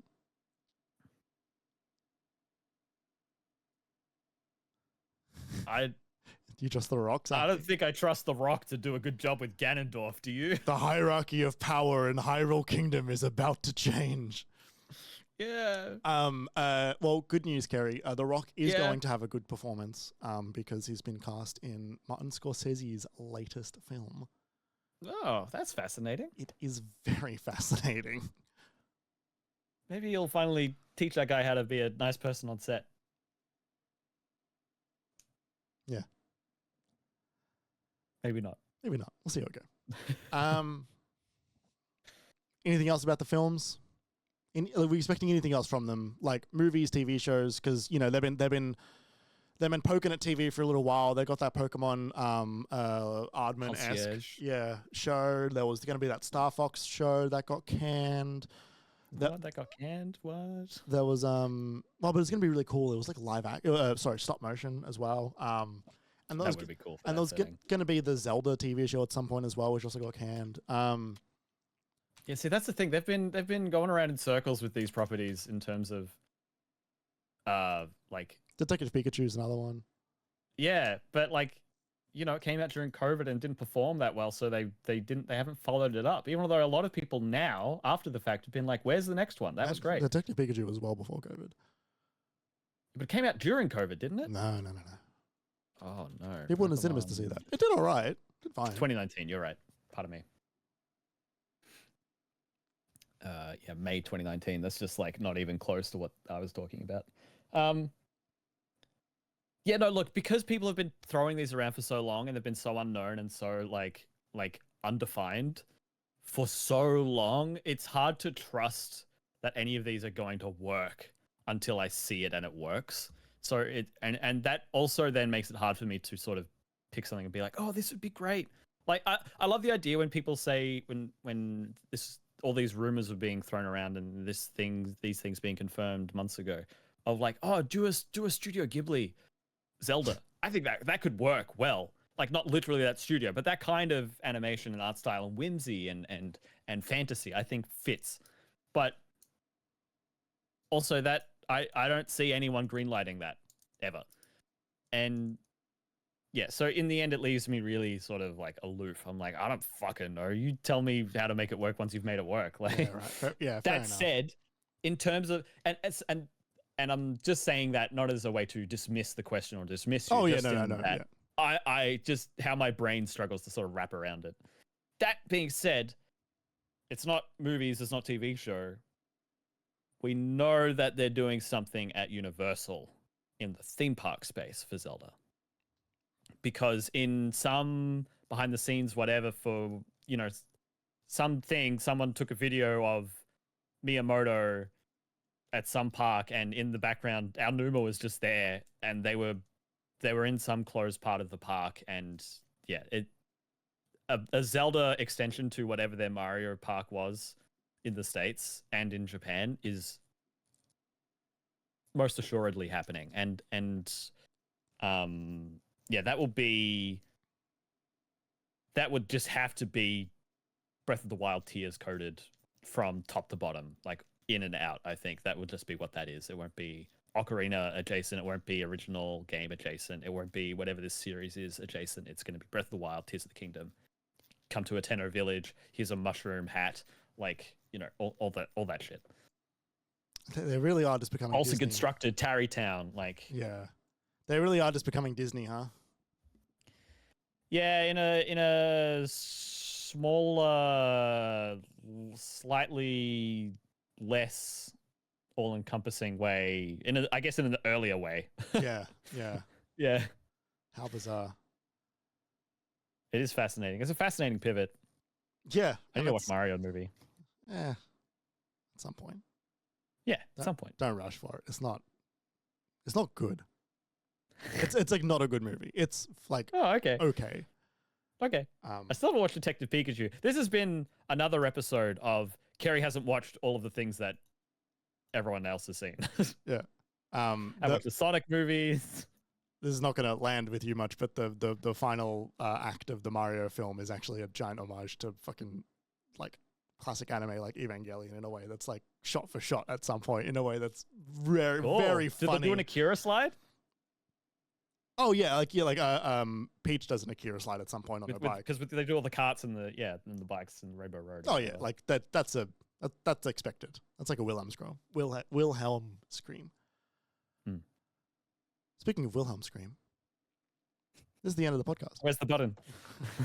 I thought about putting that on there at some point, but no.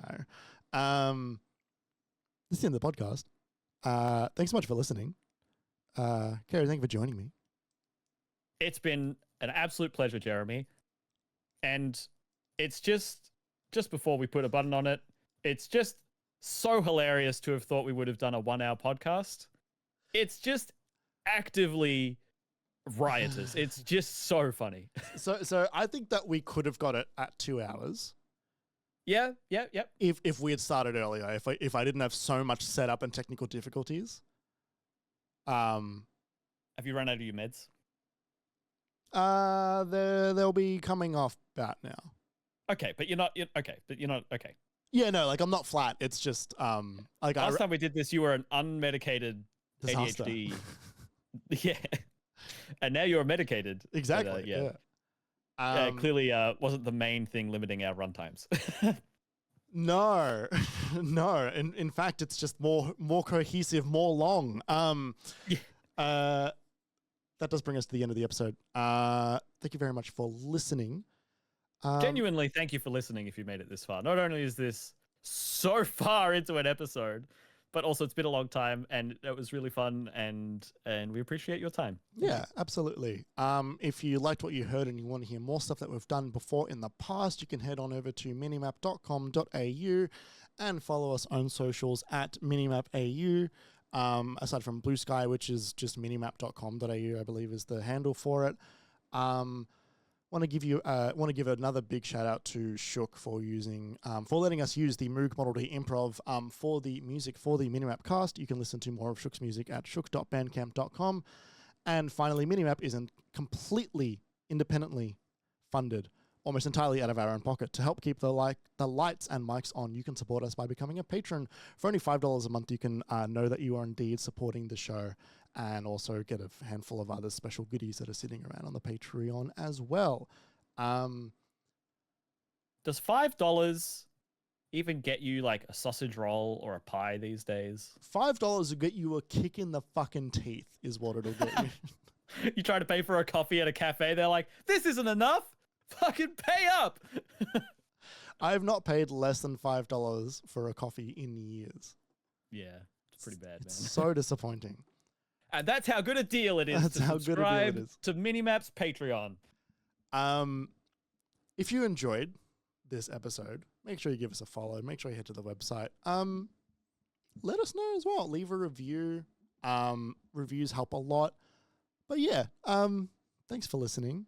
Kerry, where can they find you on social media?